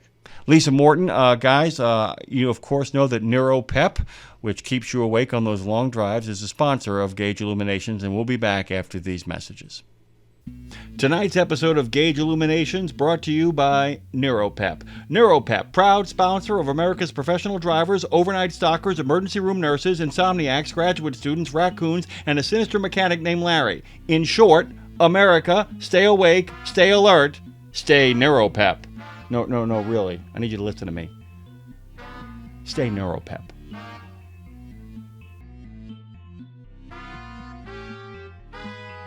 So there is a day in science fiction history that we're going to be celebrating today on Gauge Illuminations, and that day is August the 12th. I'll get to that in a moment, but since August the 12th is that day in science fiction, why don't, for our strange national day of, we pick August the 12th as well for the month of August. There are 2 days actually worth celebrating on August 12th. Well, we're going to ask ourselves the question at some point, is The Hitcher, in fact, a road movie? You're not going to like my answer if you think it is, but I'm going to say this. There is a scene in a diner where C. Thomas Howell, playing Jim Halsey, being pursued by the evil John Ryder, gets a basket of fries. And inside those fries is a finger. Ooh. Well, in honor of that, why don't we just kind of honor August the 12th as Julian Friday? It is. It's Julian Friday. It's Thin Cut Friday, although the fries he gets in that movie are not Julian fries. But hey, what do you say? We all get a basket of Julian fries to celebrate Julian Friday. You should actually enjoy those fries while listening to vinyl records, because August 12th is also National Vinyl Record Day, which, by the way, fits in perfect with Gauge Illuminations, because throughout the 60s, 70s, and 80s, most of the people that made their living or spent their time, a majority of which on the road, spent it listening to AM radio, to stuff like, Coast to Coast and The Road Gang and a whole bunch of other great overnight shows like Bill Back. A lot of vinyl records got spun in that time. So August the 12th is a great day to sit down, get yourself a big basket of Julian fries and whatever you like dipping it in, whether it's ketchup like we do or mayonnaise like the French do, and listen to some Tom Waits or listen to a groovy Beach Boys album or something. August 12th, Julian fries, vinyl records. There are worse ways to spend a life. Gauge Illuminations will be right back. Since this is the first episode of Gauge Illuminations, and I won't deep dive into every single one of these points, but I want to kind of give you an overview, because at some point you're going to get it in your head, hey man, a lot of people are having a lot of fun scaring a lot of other people. Whether it's your nieces and your nephews, or your friends at a party, or the guy sitting next to you on a long road trip. Do you want to see something really scary? All of those are great opportunities to kind of show your chops. It's also better than just kind of, blathering on about, small talk and nonsense. Have a couple of set pieces in your pocket. That's one of the biggest, most important things, I think, in kind of the overall arch of this is the fact that, remember, much like an epic poem, an urban legend really requires that it become an open system, that you're never quite done telling it. You're always kind of honing it and breathing more life into it. And there are a couple of crucial elements that you really got to get right. I make the analogy all the time that there's a wonderful 1978 film called Hooper with Burt Reynolds. It's the same guys that brought you Smokey and the Bandit. I think it's the second best film of that collaboration, Smokey and the Bandit being the biggest. They have to make a jump over this giant gorge. The car is fortified, supercharged, and driven by a couple of maniacs. Those are 4 basic rules that you want to kind of get. You want to make sure you practice it, and then you want to make sure you fortify the hell out of the story. You want to make sure you supercharge the story, and then you want to make sure you have a reckless sort of abandon as you kind of dig in and tackle a story. Equally important, though, going back to that first rule of really remembering you have an open system that you have to keep developing, you have to play with how you deliver it as well. Okay? The deliveries are kind of basic and simple. You either want to create an air of dread, you want to give people a really good jump scare, you want to create what I would call a lingering, which in a sense is a haunting, and I probably call it a haunting, but all of these stories are a haunting in one way or another. And then finally, there is another way when you base the story really in hard facts and truth, and you want to create a sense of conspiracy or paranoia. Paranoia is the 4th form of that. All right, so we've got practice your story, then we want to fortify it. And by fortify it, you want to make sure that you can tell it with momentum, that nobody can stop you. So you want to create as much distance from yourself as possible. You shouldn't be the main character of it. Matter of fact, you shouldn't have gotten it from somebody who actually experienced it. You should have heard it from somebody you kind of know, who heard it from somebody that you don't know. Therefore, you can't be cross-examined about it. You can just move through. I have no idea. Let's move on, shall we? Don't ruin the fun. Okay, so you fortify the story, then you supercharge it, okay? And that means you're really in that practice and get those facts straight. I mean, we are talking about Resurrection Mary on the first show of Gage Illuminations, so remember, it starts off in Chicago. We have to go into the suburbs. We have to go past the Willowbrook Ballroom. We have to go down Archer Avenue. That takes us past the large tree area, the small homes of middle and lower middle class and working class folks, the industrial park, and the 220,000 graves in Resurrection Cemetery onto the town of Lincoln. Most of that stuff really wasn't important. It kind of is in regards to building suspense, but what it really is important about is that I have my facts straight. All of those places I've talked about are real. They're all there. They can be checked out. They're just kind of icing that lets people know I'm in command of the facts. This thing is supercharged. I got my details right. So when somebody says, hey, you're going to tell them about the haunted ghost motorcycle rider, the headless motorcycle rider of Elmore. Well, it's really not in Elmore. It's about 23 miles up the road. You really want to take the state route. You see what I'm getting at here? You want to give the audience in that supercharging moment a chance to know that you're in command of these damn facts. Finally, that brings us to being a maniac. You got to tell the story with reckless abandon. You can't qualify it. You can't hedge it. Maybe it's true. This happened.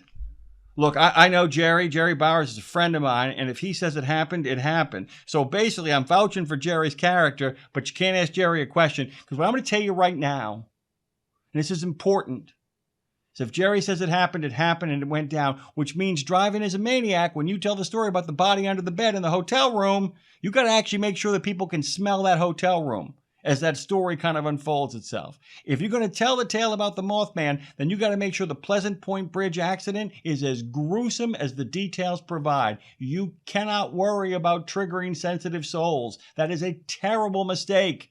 It's better to pay for therapy later than lose the impact as you tell the story. So you got your overarching open system that you're willing to practice on a regular basis. You've made sure that you fortified your story against possible intrusion and interruption. You supercharge it with a bunch of details. You drive it like a maniac, and then you got your 4 choices. Will you tell the story as a jolt? Give them a good jump scare? Will you tell the story with a sense of dread? The idea that we know where it's headed, we know where this is going, but it doesn't matter because it's going there and there's nothing we can do to stop it. Do you tell it as kind of a wistful haunting? Do a little bit of that in the Resurrection Mary story at the end when they say, Mary's been trying to come home ever since, but she can't make it past Resurrection Cemetery. Or do you tell it with a mounting sense of paranoia? This detail leading to that detail, leading to that detail. It only goes to conclude. And despite my not wanting to believe it, the evidence points to, and on you go. The last one, those 4 choices you have, The most important thing to remember in all of this is that this is not simply an A plus B equals C kind of equation. This really is playing with combinations, because you can tell a story where there is an immense amount of dread that ends in a jump scare. You can tell a story with an immense amount of dread, ends in a jump scare, and then ends on a wistful note of linger. You can tell a building conspiracy that has a jump scare included inside of it. You can start off with a jump scare and then unspool a really long paranoid story that then ends with a second jump scare. All of these are devices and tricks of the trade that you're using. It's not in the tale. It's always in the telling when it comes down to an urban legend. Final thing, most important rule, best impact for an urban legend. If you want to make a real impact, it's got to be drivable. I mean, it's fun to talk about the headless motorcycle rider of Elmore. That's great. But if you're in Alabama or over in Monroe, why not send people 12 minutes up the road where they can stand in the middle of an abandoned ghost town and hear the burning of cornfields and the screams of the men burning inside of it if they get there at the exact right time?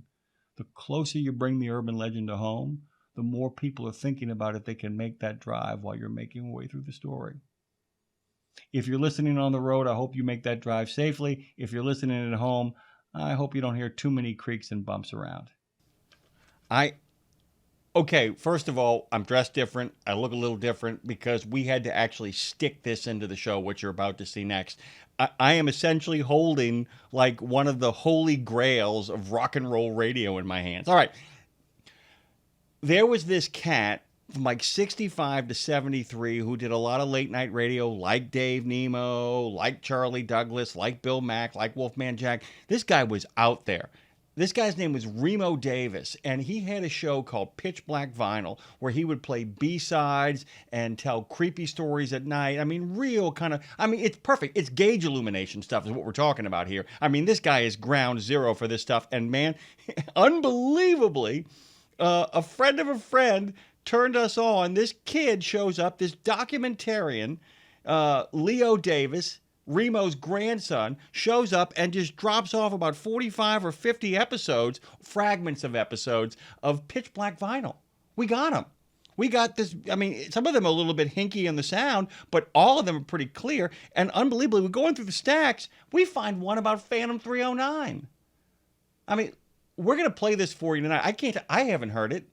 We're going to put this thing together, play it for you right now. So I hope you enjoy it. But man, this is Remo Davis's take on Phantom 309.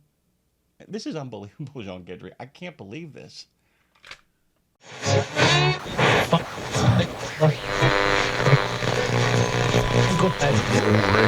That hasn't been said about Red Sovine's Phantom 309.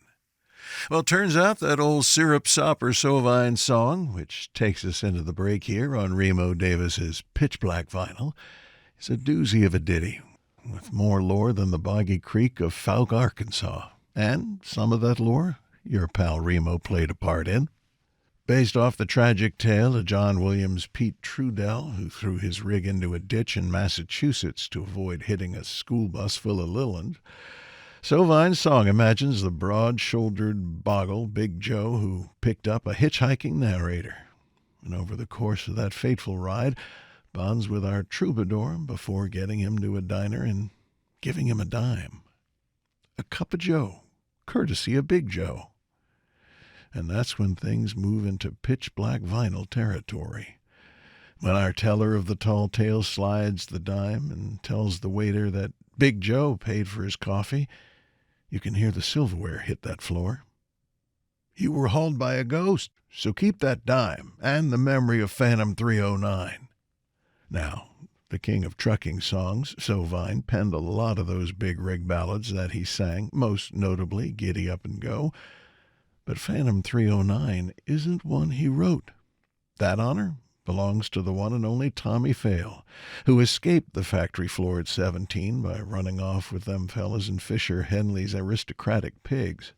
Tommy was a master of playing spooky tales, but he didn't just pull them out of the North Carolina mist.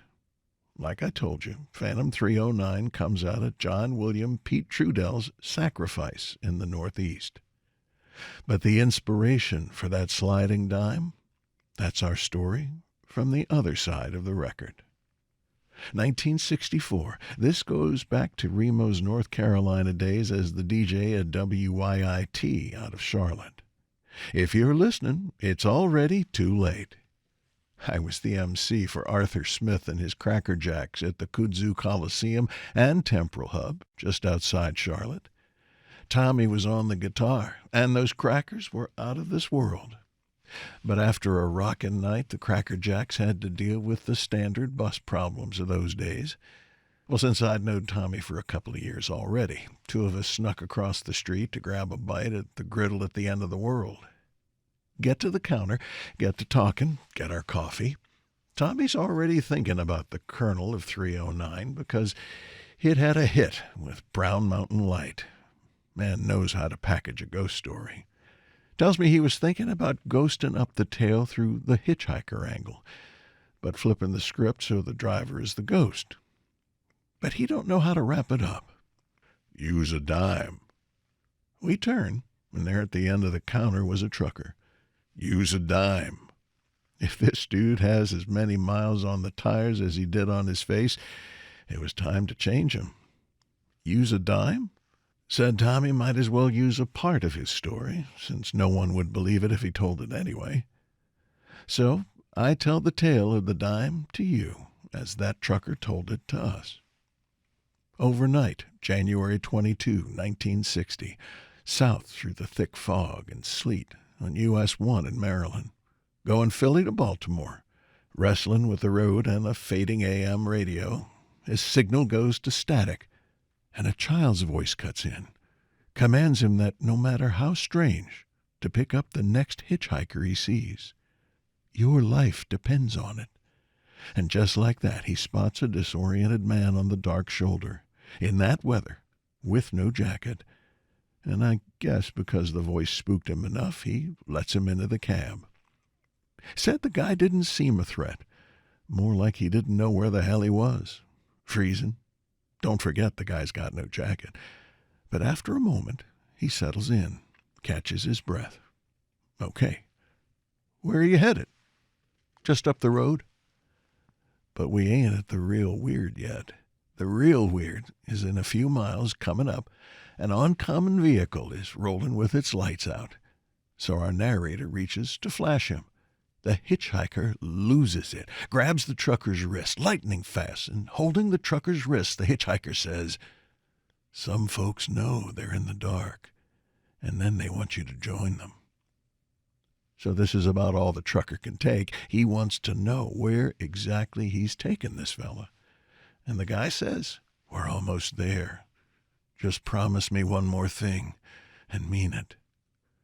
And he reaches into his pocket, pulls out a dime, slaps it in the driver's hand. "Promise me you'll stop for a cup of coffee after I'm gone." At this point, the trucker will promise anything. Sure, but let's make sure it's someplace warm, because you ain't got... And before he can say jacket, a truck from Vanderheil Van Lines comes barreling by him in the passing lane. And when he looks back over, the Hitcher's gone. I mean, he vanishes. No puff of smoke, no fade out, just gone. That combination causes our narrator to almost lose control of his rig. By the time he settled it down, there on the side of the road is a diner. So in he pulls, catches his breath, gets his bearings, goes in, takes a seat at the counter, and pays for that promised cup of coffee. Promises himself never to work for Vanderheil Van Lines. It takes a good hour or so to get his head around it, which puts him behind schedule. But all things considered, there are a lot worse outcomes. Back in the rig, and on he goes.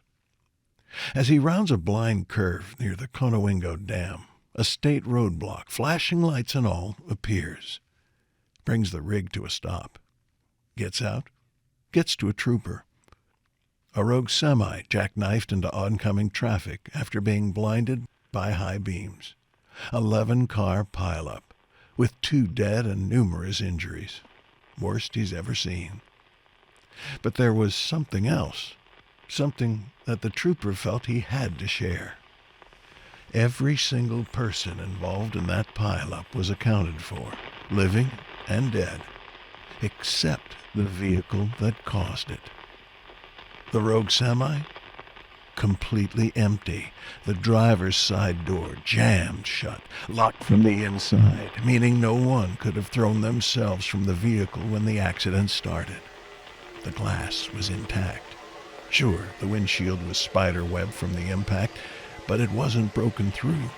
No body had been through that glass. High-speed, crushing impact, crumpled front end of the rig. Despite all that, the steering wheel, dashboard, and seat, no traces of blood, hair, or tissue. It was like who was ever there just vanished. In fact, the only thing they could find that showed any evidence anyone had ever been there in the first place? A sturdy winter jacket. A sturdy winter jacket with a sewn logo patch from Vanderheil Van Lines. Tommy and I sat there in silence for a moment. Trucker got up, left a dime on the counter between us, and said, "Keep it for a cup of coffee on one of those nights when maybe you should take about an hour or so before heading down the road." And now, listeners, you've heard the other side of the album. I'm Remo Davis, and this was Pitch Black Vinyl. My producer is going to be really pleased with me because, it's one thing to go about, talking about movies as road movies. Once you kind of give the imprimatur of a road movie to a road movie, it becomes a matter of people just kind of sitting there and nodding with you. People don't really, anytime you involve cars moving across open highways for the majority of the film, which, by the way, is the first rule of a road movie, people are going to think it's a road movie coming, especially when the majority of the film is spent on the road. And even though it's one of Christopher Nolan's favorite films from growing up, The Hitcher, with Rutger Hauer and C. Thomas Howell and a very young Jennifer Jason. In fact, they're all young when you watch it. They're babies. 1986's film, Dan Harmon directed it. I would argue is absolutely not a road movie. And the reason I do is because it might try to make itself a road movie, but when it does the things it's supposed to do, it doesn't do them well, and sometimes it does them so badly that you don't notice it's there. First of all, the majority of the film has to be spent on the road. Check. It does that. Following C. Thomas Howell and his attempts to stop the Hitcher, John Ryder, from killing everybody in sight in order to get killed by C. Thomas Howell, that's about where it really kind of falls off, because the road itself must be a character, and there really aren't that many moments in the entire movie where the road actually becomes either an obstacle or helps the situation. It's just a road that people are moving across. More importantly, very few of the vehicles, if any of the vehicles, are actually characters. They set it up that way in the beginning with the idea that he's driving across the country in a car that he's actually being paid to drive from one place to another, but the cars really, they don't have many issues. They have a lot of engine issues. How it handles, how the cars behave, don't really affect the majority of the story, despite having tons of cars in it. So the road isn't a character. The transportation really isn't that much of a character. Yeah, it spends the majority of the time on the road, but there's no map either. There's no clock. See, the thing is, there's always going to be a clock in the forest. Nothing has stakes unless time is running out. At no point is there time running out. You just got to kill Ryder. Either you kill Ryder or you don't. And then finally, at the end of the film, is anybody transformed? Yeah, he's tired. He's covered in blood. Ryder's dead. Spoiler alert, if you haven't seen it, it's 1986. Sorry. Tough luck. He's covered in blood smoking a stogie. A cigarette. That's not a road movie. It gets one thing right. The rest of it just kind of shits the bed on. The Hitcher. Dan Harmon's 1986 film. It's still a lot of fun. Still about as gruesome and awful as you possibly can imagine it. It's kind of groovy, and Rutger Hauer is just absolutely terrific. I mean, as Nolan says, it's kind of the beginning of, his habit of playing Euro trash villains. But The Hitcher, fun piece of garbage, not a road movie. Tonight's episode of Gauge Illuminations brought to you by NeuroPep. NeuroPep, proud sponsor of America's professional drivers, overnight stalkers, emergency room nurses, insomniacs, graduate students, raccoons, and a sinister mechanic named Larry. In short, America, stay awake, stay alert, stay NeuroPep. No, really. I need you to listen to me. Stay NeuroPep. Before I wrap all of this up, I did want to have a final kind of note about the weird news of the road. We've been talking about the travelers, and of course the travelers are, English, Irish, Scottish, and when I say Irish, make that really clear once again, I'm talking about Northern Irish here, not the people from the Republic of Ireland. They all end up going over to Canada. They come on tourist visas, and then they go around the country knocking on doors and basically running a pretty damn big scam where they either do the work and it's shoddy, don't do the work and walk away from it, but at the end of the day they're taking cash and they're kind of making a real mess of this thing. This is a quote from the Royal Canadian Mounted Police, just to kind of keep in the back of your brain, because I think, as I said earlier, I think there is one hell of a spooky story involved in all of this. Companies may use business names to suggest they are affiliated with the government road maintenance department and typically provide false addresses or contact information. Here's what they do. They either collect payment and just take off. They collect payment, do absolutely shoddy work, and take off. They collect payment, do absolutely shoddy work, then you inspect said shoddy work, and then they turn around and say, well, if you want us to fix said shoddy work, we in then turn will actually do the work and fix it for you, but only if you pay us more money. You got a problem with that? The ways to avoid this, as I kind of mentioned earlier, is to make sure they're licensed, to kind of check in with them and all that kind of stuff. I do think, though, that at some point somebody's going to come up with a really clever story, since they're using used asphalt, about somebody laying down asphalt into people's driveways or garages and something actually being in that asphalt and coming up. This section of the show that we're doing is the final section of Gauge Illuminations, and I call it Flicker in the Lights, where we kind of look at the overall cultural impact of what it is, a particular urban legend story or whatever we're digging into, kind of its overall effect on the culture, where it is today and how it's kind of affected the way it, it kind of infuses itself into movies and television and radio and all other kinds of entertainment. I want to kind of begin with a big-time entertainer. In 2012, John Waters, yeah, that John Waters, Pink Flamingo John Waters, decided that at 66 years of age in 2012, he was going to hitchhike all the way across the country. He was going to start in Baltimore and then go all the way to San Francisco, kind of following a beat sort of energy. The beats. Jack Kerouac figures into what I'm kind of unpacking here right now. He held up a sign that says, "I am not a psycho," and just hope for the best. And from that, he got a pretty amazing book. But he made a couple of observations I think are kind of worth digging into, both about the hitchhikers and those who pick up said hitchhikers. For those who pick up the hitchhikers, he said he had this theory that everyone who picked up a hitchhiker had been through a tough point in their life, had seen really bad days, and somebody had either reached out and given them a helping hand and they'd never forgotten it, or no one was there for them and they had to struggle. So he always kind of figured that most people who were pulling over to pick up a hitchhiker, this is really cool too, because there's that great Reddit story about the girl who kept getting picked up on the side of the road, young teenage girl, and consistently people would always tell her, "I normally don't do this, but I'm kind of doing this because I hate to think who else might pick you up." So it was kind of Waters' theory that the majority of the people that picked up hitchhikers were people who were like, "Hey man, that guy, that gal, that somebody needs a break." On the flip side of it, he said there were so many stories of people who were hitchhikers who got into really bad scrapes, really bad situations. Some really hairy ones. And I keep thinking about that other Reddit story, the one where the guy actually gets in the car with the two extraordinarily nice people, gets the ride, nice couple, young couple, gets the ride back to a hotel where he's able to check in, and watching TV that night, he discovers, well, first of all, those two people are wanted for murder and robbery all across the country with both hitchhikers and people they met at motels. And equally important, there was a body in the back of that trunk, which is maybe why he didn't get there. What Waters actually says is, he goes, it's dangerous. It's adrenaline inducing. It's really kind of this amazing rush, this amazing high. It's dangerous, it's fun, and it's kind of sexy. Well, that's typical Waters. This is the guy that gave us Pink Flamingo. So are you surprised? He makes his journey across, and very little happens to him other than meeting a lot of really cool and groovy people on his adventures.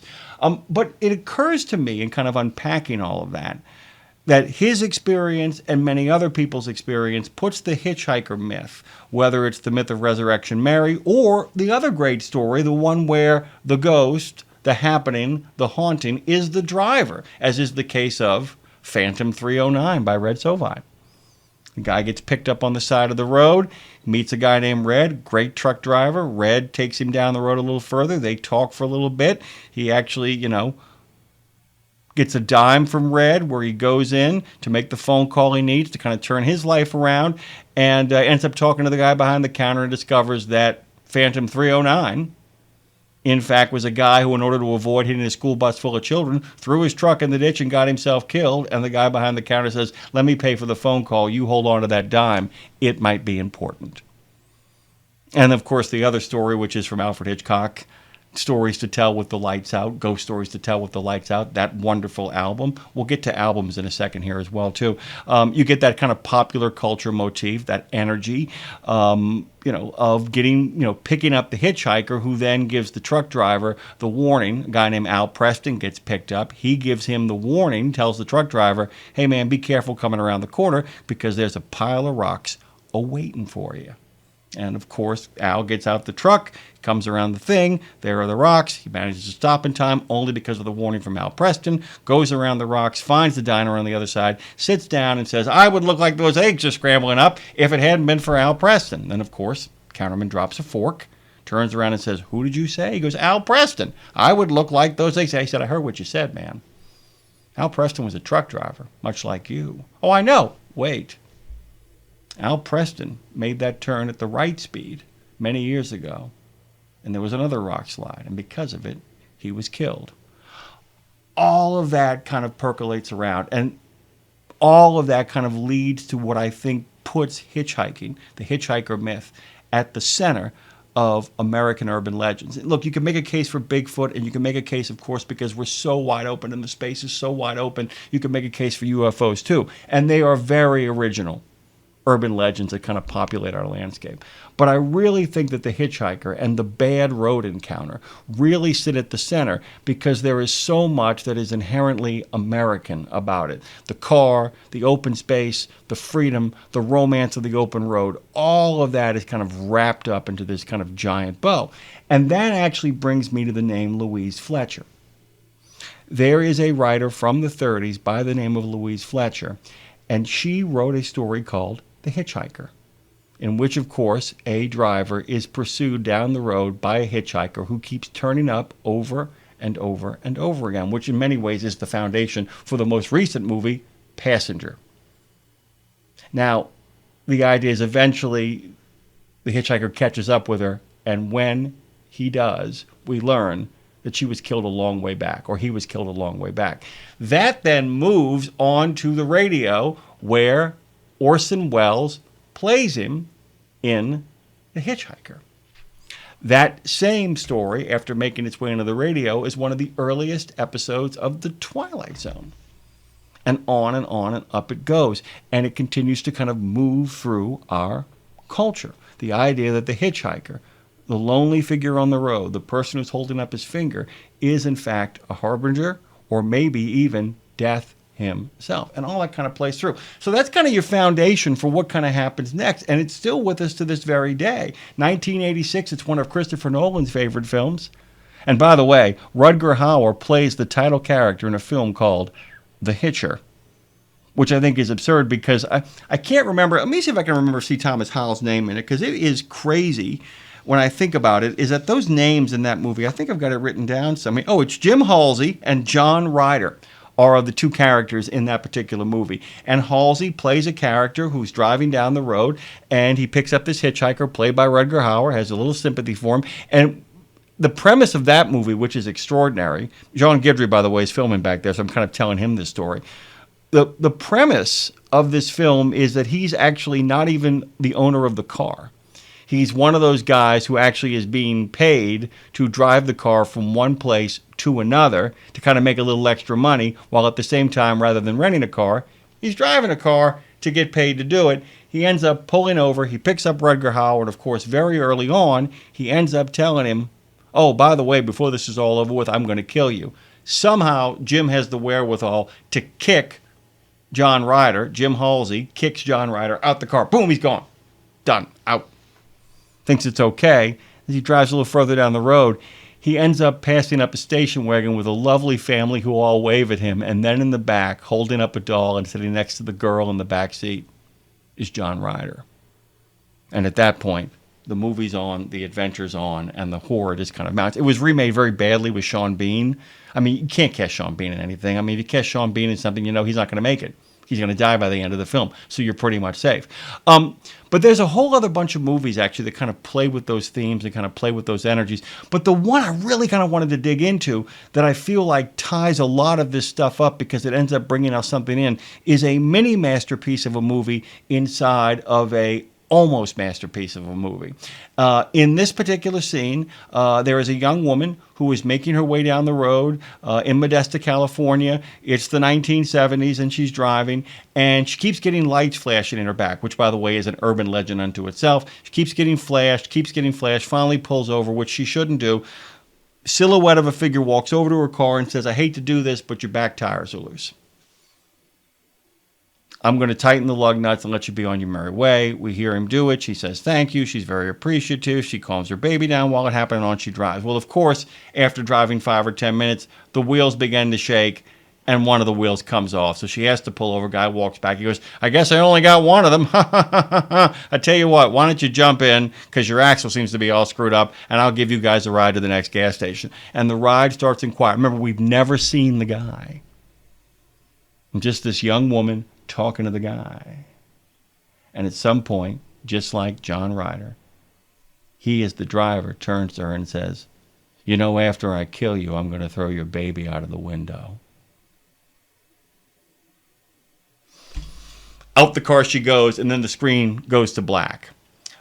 We then kind of bring the lights back up slowly, side of the road. There's a truck driver there. She's on the side of the road. She's in another paddock. The truck driver is looking at her, but she won't let him come near. And finally, a woman comes around the other side of the truck and says, "What's going on?" He goes, "I found her like this, but she doesn't want to deal with me."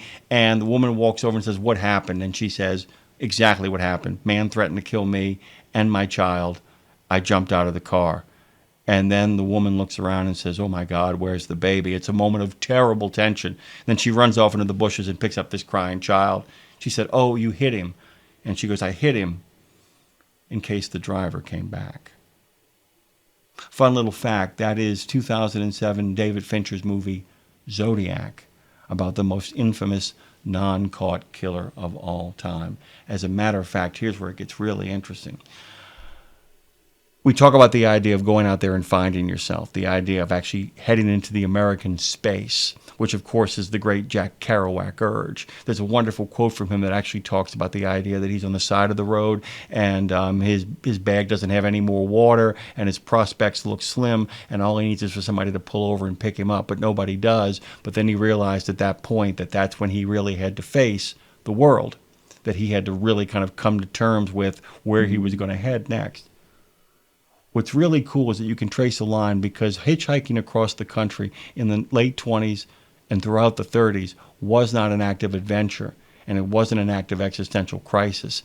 It was an act of economic necessity born of the Great Depression as people made their way across the country to California to make for themselves a better life. Well, somehow the hobo gives way to the existential adventurer looking for the great philosophical and existential meaning out there. And somehow that gives way to something a little bit more glib. Because by the time we get to the 60s and 70s, all of these people taking Kerouac's energy have now decided this is an adventure, something fun that you can do, and they've eliminated the danger that both Kerouac and the hobos and the Dust Bowl people and the Okies had carried with them of what it meant to do that. It became almost like an amusement park ride, and then we get to Zodiac. Because here's the thing. We could talk about the fact that a number of Ted Bundy's victims came from hitchhiking. A number of Edmund Kemper's victims came from hitchhiking. And the fact that Kearney's victims came from hitchhiking. But I just kind of wanted to just bring up a point that there's a Northern California hitchhiking story where 7 women were murdered. And what's crazy about it is that it is the fact that none of those people ever had justice because the man who picked them up was never caught. So for every Bundy and every Kemper and every Kearney, there are murderers out there who pick up people all the time, and that goes to Frank Figaluzzi's book, the former FBI agent and serial killer profile, who argues that there are more serial killers on the open road behind the wheel of trucks and behind the wheel of cars, particularly in stretches in the middle of the country, than any other form of serial killer.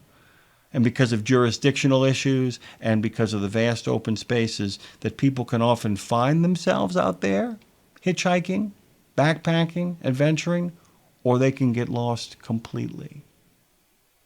So it's this amazing kind of world because it's true.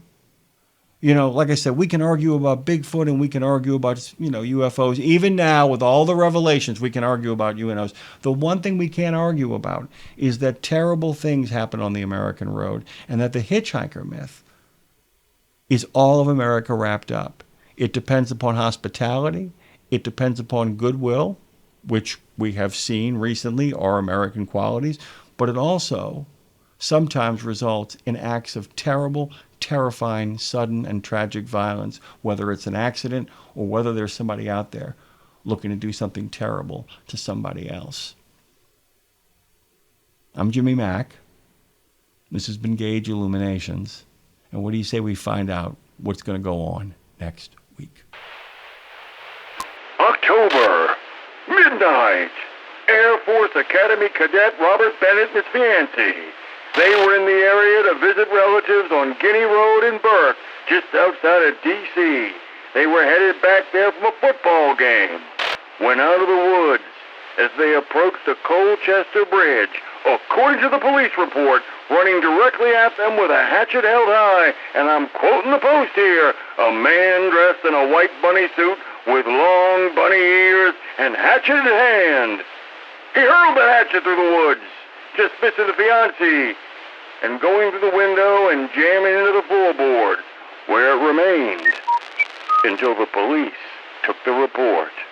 We're talking about the Bunny Man of Colchester Bridge, Virginia, on next week's episode of Gage Illuminations.